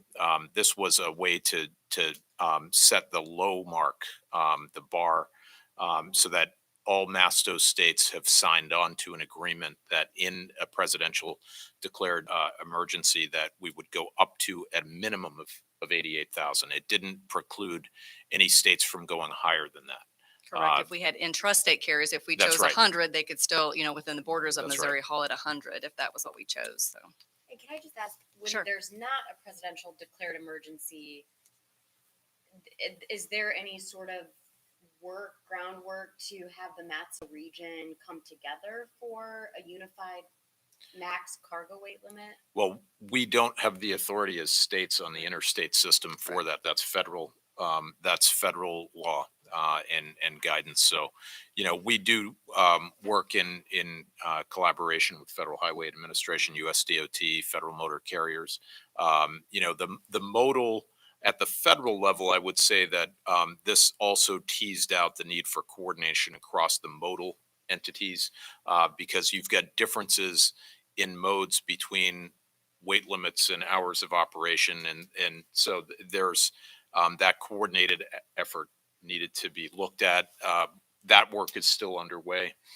There are regulatory recommendations there for streamlining that. So we don't have to go through weeks when we need hours to make these decisions. But we also have to be cognizant that we have to make sure that our engineers are okay with the weights that we're dealing with as well. So, yep. So that goes right into my next slide, actually, about heavy weights and infrastructure. The Federal Highway Administration requires us to develop what's called a State Enforcement Plan, or SEP, every year. This is covered under 23 CFR Part 657. And the reason behind the federal government requiring this, which I mentioned on the slide before, is really just to preserve our nation's infrastructure. The impact of excessive vehicle weight is well documented on our nation's roadway system. And in fact, when we get past that 80,000 pound limit, that's where the deterioration starts to skyrocket in these studies that's shown. So if Missouri were to consider increasing weight limits, whether it's some kind of recommendation from this group or legislation that's going through, we all just need to be aware of what the impacts are to those decisions. And so that's what I've got there at the bottom of the screen, is just pointing out that it would only be on state routes if something were to change, because we don't have authority to do it on the interstate. Another thing to keep in mind is that we would have to load post more bridges, and that means a price tag comes with that. And that doesn't mean we just put signs at the ends of bridges. That means there's a big study that has to go on for each of these bridges to see what the impacts are with the increased weights across those, and also the quicker pavement deterioration. And like what we've talked about safety a lot today, you guys have mentioned that this is safety first, but it's definitely a balance when it comes to weights on our nation's infrastructure.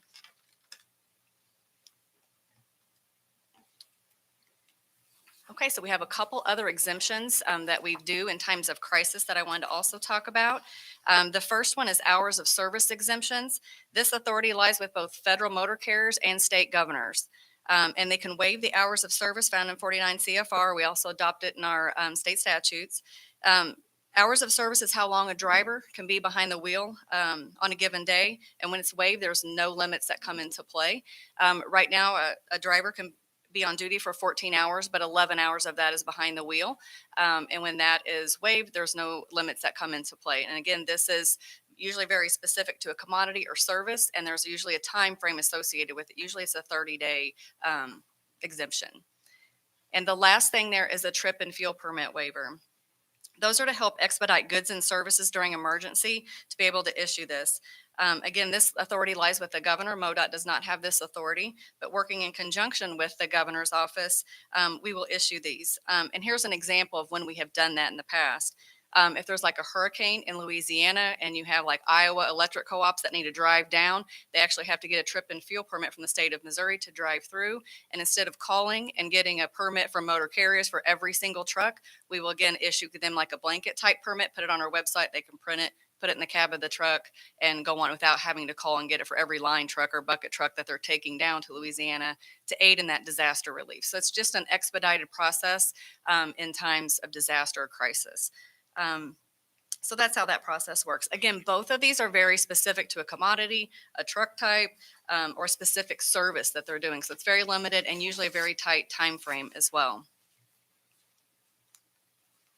So that's all I have today to share with you about what we have already have in place is for a baseline for you guys to start your discussions if you want to go in a different route or make some kind of recommendations. Do you have any questions or? Any further questions for Jerica? No, Jerica, thank you. Thank you. I want to be respectful of the task force members' time. We're at the essentially the 2-hour mark from the original schedule. We've got another presentation, but I also wanted to just make sure that if we had any members of the public that wished to make any public comments, I thought we might offer that up now prior to our last presentation if everybody wants to press forward. We have no comments from the public. So if it works for everybody, we'll just have our last presentation. Does that work?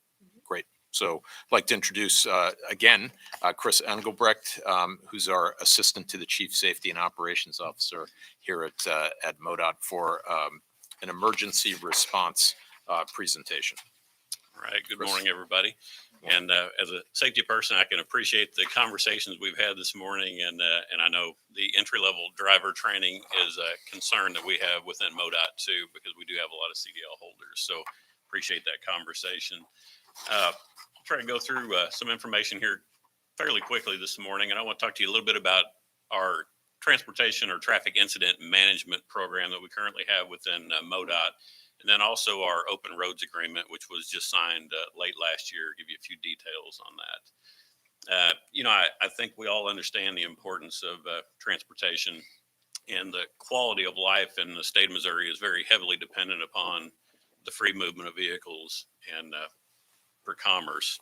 So, traffic congestion is a growing problem in Missouri, and it's hard to build your way out of congestion. So regardless of funding, there are things that we have to deal with on a daily basis for that non-recurring. Again, control access highways are where we tend to see a lot of our concerns. That's where we haul a lot of that freight, a lot of mixtures of heavy truck along with passenger car traffic. When that congestion does start to increase, we definitely see the cost of labor hours, fuel, missed schedules, late deliveries, air pollution, and even things like road rage that create other cascading events on our highways that can also create congestion and other concerns. National studies, so it is a high amount. And again, about 20% of all collisions that we see are secondary. They're attributable to a previous or earlier incident. And unfortunately, a lot of these secondary incidents are in a lot of cases more severe than the first. It may have been a slide off, and then we have a multi-car pileup on the backside of a traffic queue that builds up. And then also, anytime we have a crash, of course, our responders, our public that may get out of a vehicle are all at risk on these high volume, high speed roadways. So it's very important that we look at traffic incident management and how we can, alleviate this congestion as quickly as possible to get things back to normal. So traffic incident management, basically it's just management of congestion, and it's a planned and coordinated multidisciplinary process to detect and respond to and clear these incidents as quickly and safely as possible. And again, we want to resolve those issues that are associated with any congestion and incidents as they pop up and fairly quickly, so we can eliminate those secondary crashes. And our focus has mainly been on the controlled access highways, but we do respond to a lot of incident management, especially on larger issues, maybe hazmat type issues, fatalities, and those types of other concerns on non-controlled access highways. But we always want to emphasize that urgent and quick clearance of those highway incidents as quickly as possible, because we want to keep that commerce flowing as freely as possible. Open roads agreement. This was a document that we had several of our partners sign recently. We have a traffic incident management subcommittee that meets quarterly, and it's a lot of our state partner agencies. It involves some of our private partners like towing and other associations. And this is really one component of our comprehensive TIM program. Basically, it's an understanding between response agencies that promotes the collaboration and also of all responders to clear those incidents as quickly as possible. You have emergency responders and the public, along with getting the incidents cleared as soon as possible. And we do that through clear communication and collaboration between those responding parties, training together, exercising together to make sure we all understand our role.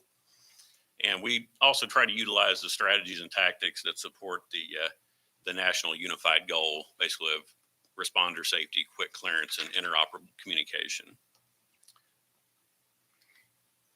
So as far as the open roads agreement, there are really 10 key components that were brought up that we all kind of agree to. And really, it's that multi-agency coordination, working together to get things cleared as quickly as possible after an incident. And again, that involves training together and doing a lot of other things on the backside to try to achieve this 90-minute clearance goal. And we do understand that there are a lot of incidents out here where we have multiple vehicles, maybe fatality crashes, again, hazardous materials, a lot of debris that will take us longer than 90 minutes. It may take us 12 to 24 hours in some cases to clean up. And those are hopefully the anomalies that we see. But the majority of our crashes, we want to clear within that 90-minute goal. And we do have actually internally a measure we call a tracker measure that looks at our clearance times in urban areas. And I'm happy to say that we average around a 30-minute clearance for most incident when you average all those together. So that's a great accomplishment with all of our partners. That quick clearance of spilled cargo and debris, making sure that we follow the statutes that are in place right now, that we don't create problems with trying to do things kind of outside of that scope. We also want to, of course, minimize any traffic impacts on adjacent roadways, promote responder safety, and pay special attention to some incidents that may not be a regular type event. There may be special events, whether it be funeral processions or other events that come up that we try to deal with also to minimize the impacts to folks. And then if we do have a large event, we definitely want to do an after action with all those partners involved to find ways to get better. And then, of course, traffic diversion planning is another key. A lot of our interstate corridors don't have great connecting outer roads all the way through, and those roads may not be capable of supporting the weights and the volumes of traffic. So we do look at predetermined routing of those, and we try to pull that trigger pretty quickly after an incident to make sure that we, again, don't create a lot of queuing of traffic. And again, but we do understand with large carriers, these folks are not familiar with the local roads, and you can get people hung up pretty quickly in areas. So there are some folks that would actually prefer to just find a place to park and stage for 12 hours than to get them on a back road and get them hung up somewhere. So we do balance that and look at that as we make those decisions. And then communication is a big key amongst even emergency response partners, having the ability to talk to each other. So we are coming a long ways, but there are still a lot of response agencies that still do not have the ability to talk to one another through radio contact. So again, it's building those partnerships and getting each other's cell phone numbers. In some cases, that's how we manage in a lot of rural areas. January 6th of this year was actually a great case study when we talk about quick clearance times and some of the things that could be impacted that may create a problem for us. I-55 in Southeast Missouri, we actually had a multi-vehicle crash in a snow event. We actually had multiple multi-vehicle crashes along that entire stretch. And again, even though we try to get that 90-minute clearance, this is one of those examples where that was not possible due to the condition of the roadways, and also in some cases limitations of emergency services and even wreckers to get in and tow crashed vehicles. So we had numerous locations. This ended up being about a 12-hour closure at different segments to get the road completely back open. It took right at 12 hours. We did activate bypass routes. We did activate our state emergency operations center, which involves SEMA, Highway Patrol, even our mass care folks, the emergency support functions listed here. And we actually have a virtual emergency operations center that we coordinate and collaborate to make sure that we're not only clearing the incident, but we're also taking care of the drivers that may be stranded for 12 hours, whether they be motor carriers or passenger vehicles. That's a long time to be on the roadside. So we actually set up wellness checks and also warming centers. One of the things we really don't like to do is remove people from a vehicle and leave their vehicle stranded on the roadway. So we actually, in this case, were able to set up the ability to remove someone, take them to get warm, use a restroom, and get them delivered back to their vehicle before the roadway was open. So in this case, it worked out fairly well, but that takes a lot of coordination with state and local partners to make that happen. And my other thoughts here, we talk about public safety. We do need to maintain public safety as we start looking at the quick clearance here, and state and local agencies do have that responsibility to do whatever we can to clear these incidents fairly quickly. And I think we all have to understand too that roadways have to be cleared of damaged vehicles, spilled cargo, and debris when it's safe to do so. And that means in some cases, damages to cargo may occur as a result of removing that from the roadway to get traffic back open. We do try to take attempts to avoid damage as much as possible. But again, the highest priority is trying to get that traffic moving to avoid those secondary crashes. Incident cause congestion has an enormous impact and cost to society. And that cost is generally much more significant than the salvage value of a tractor trailer or a passenger vehicle that's already overturned or damaged in the event. But we do look at those independently and make decisions on how we get those cleared. And there are some concerns I know that have been brought up when it comes to incident clearance, and I've noted a few of these here. Again, not all incidents can be cleared in 90 minutes. We know that. And kind of the elephant in the room with a lot of folks between towing and trucking, we know there's some contention when it comes to lack of trust between those folks.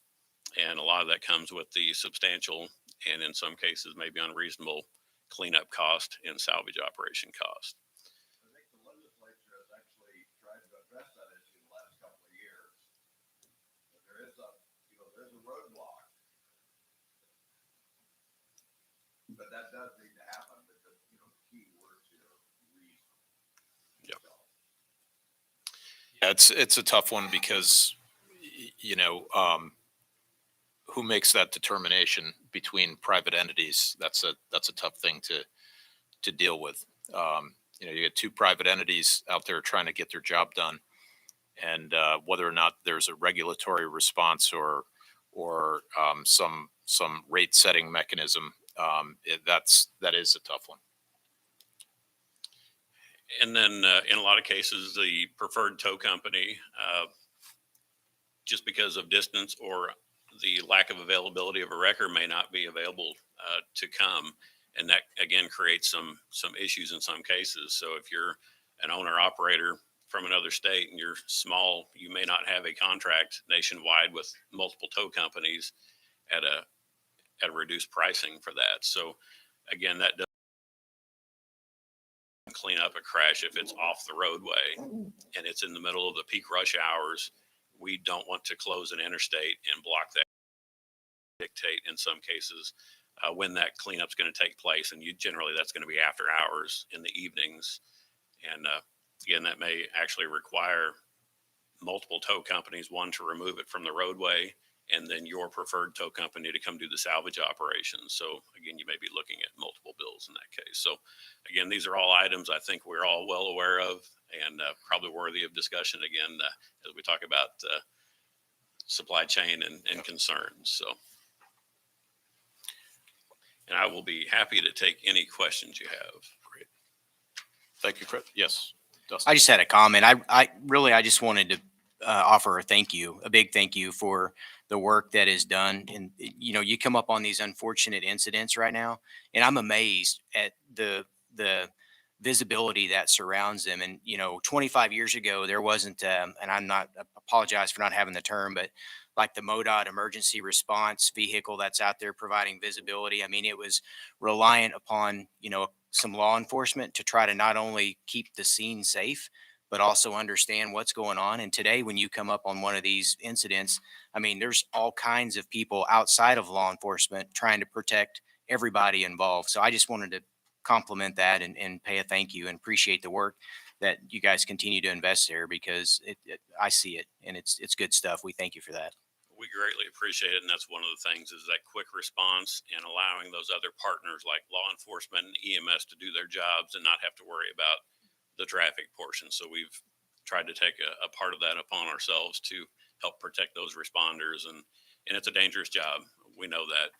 And people get involved in a crash, and they do tend to go out and wander around a little bit. And we like to kind of keep that to a minimum. So thank you very much. Appreciate it. No, thanks, Chris.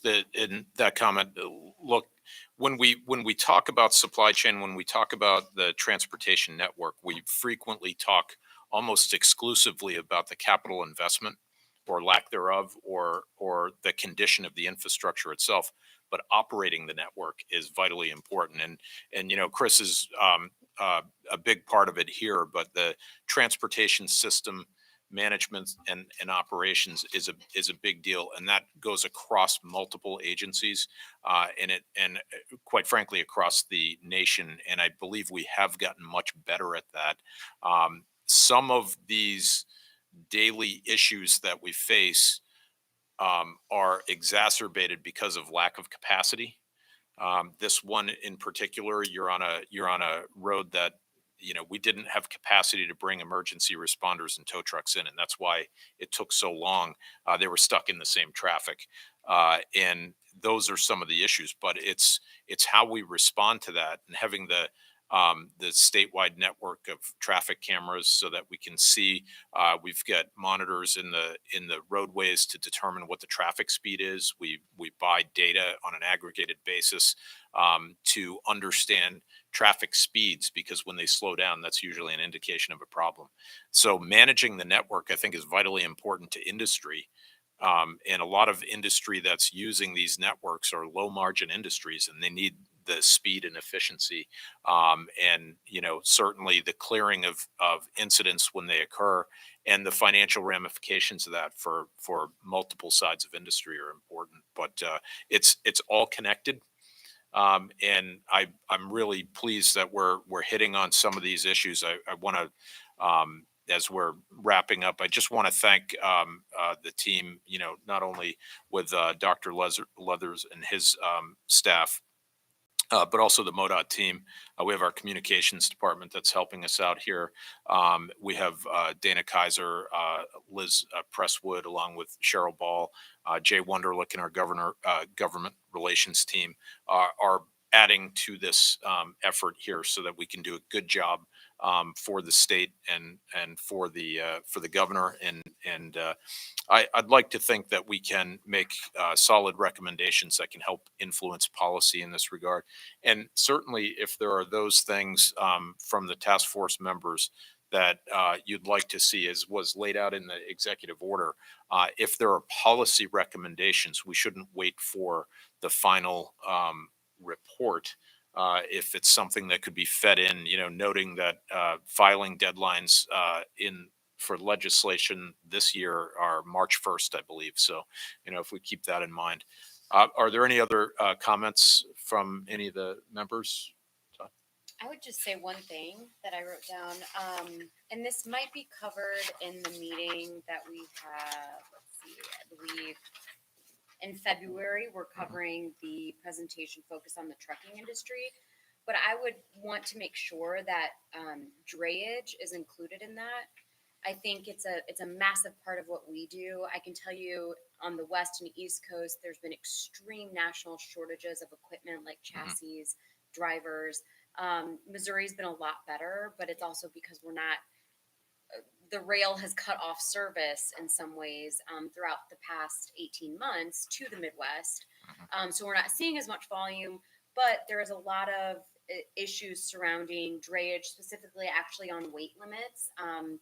Just giving you a quick example, we work with an importer who's trying to sell their agriculture product from Spain to Missouri, and they just gave up on Missouri because they're bringing their freight in via rail to Kansas City, and the weight limitation on rail and the multimodal, so ocean freight rail, is so different than the weight cargo max on drayage or trucking.